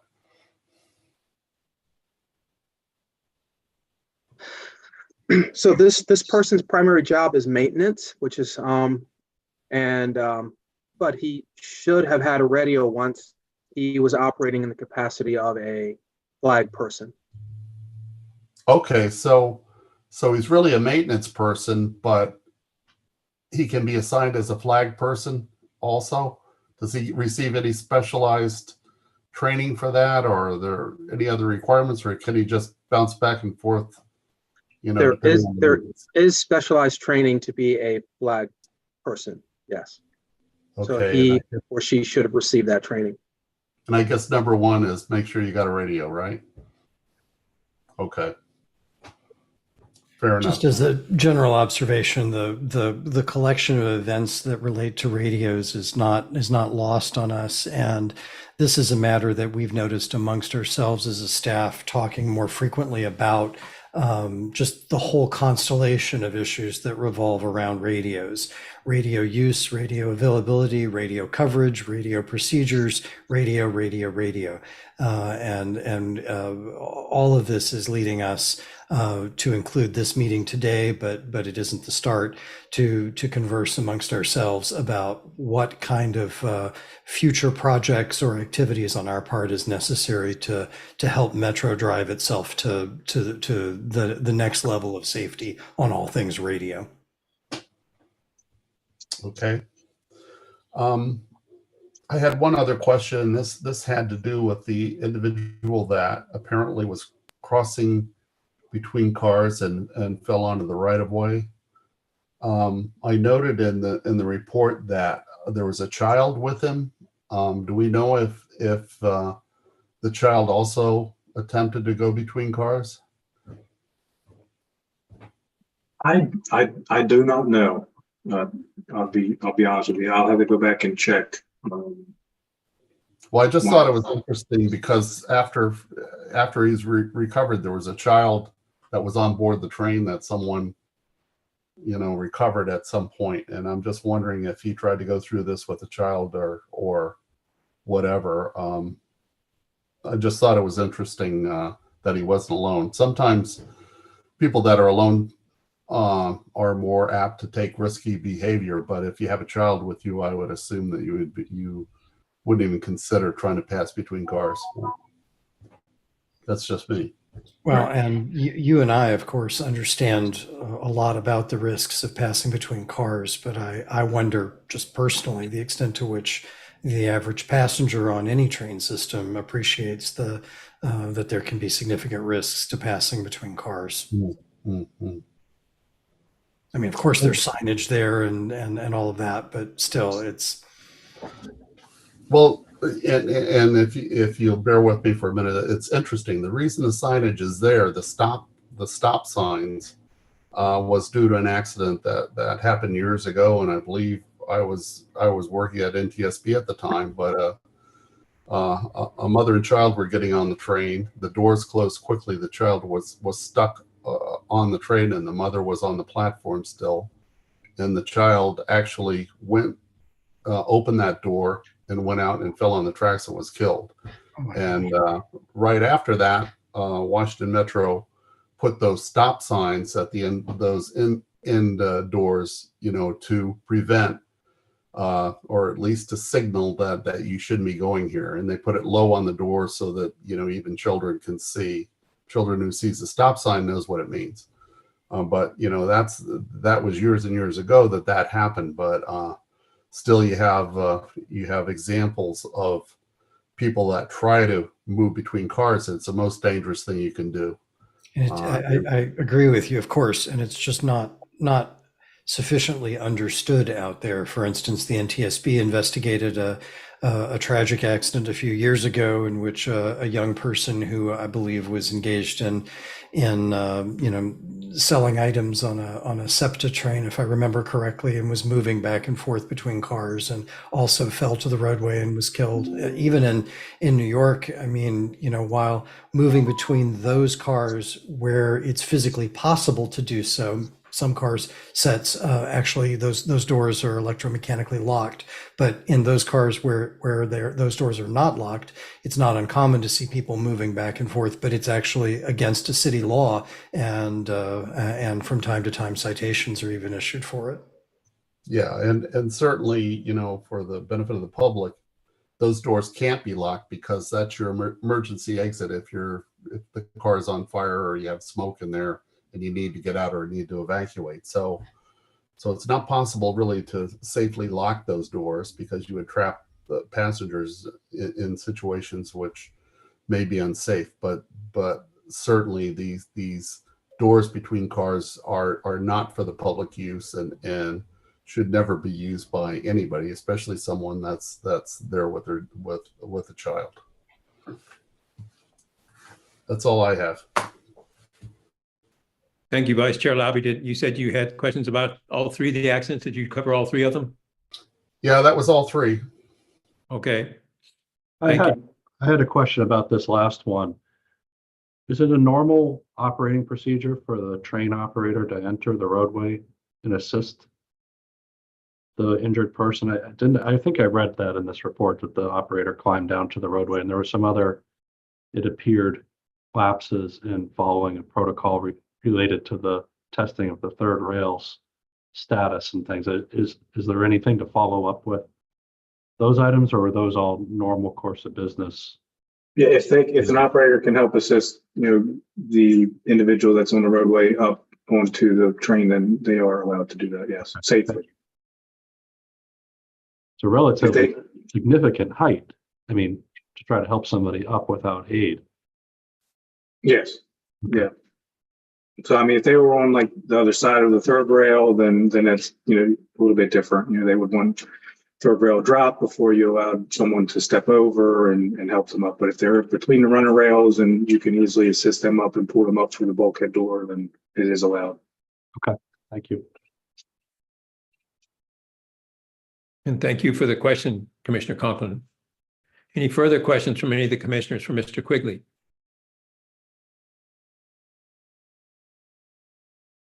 Okay, hearing none. Is there a motion to adopt the 6 investigation reports that have just been presented? Whiskey 0257, 0258, 0259, 0260, 0261, and 0262. Is there a motion to adopt these 6 investigation reports? Thank you, Vice Chair Labby. Is there a second? Second. Second, Commissioner Bob. Thank you. All those in favor, please raise your hand and say yay. Yay. Yay. Any opposed, please raise your hand and say nay. Chair, the vote is unanimous. The motion to adopt the investigation report as presented passes. Thank you, Ms. Silva. We have no other resolutions or actions on our agenda today. Is there any other business that the commissioners would like to address before we adjourn this meeting?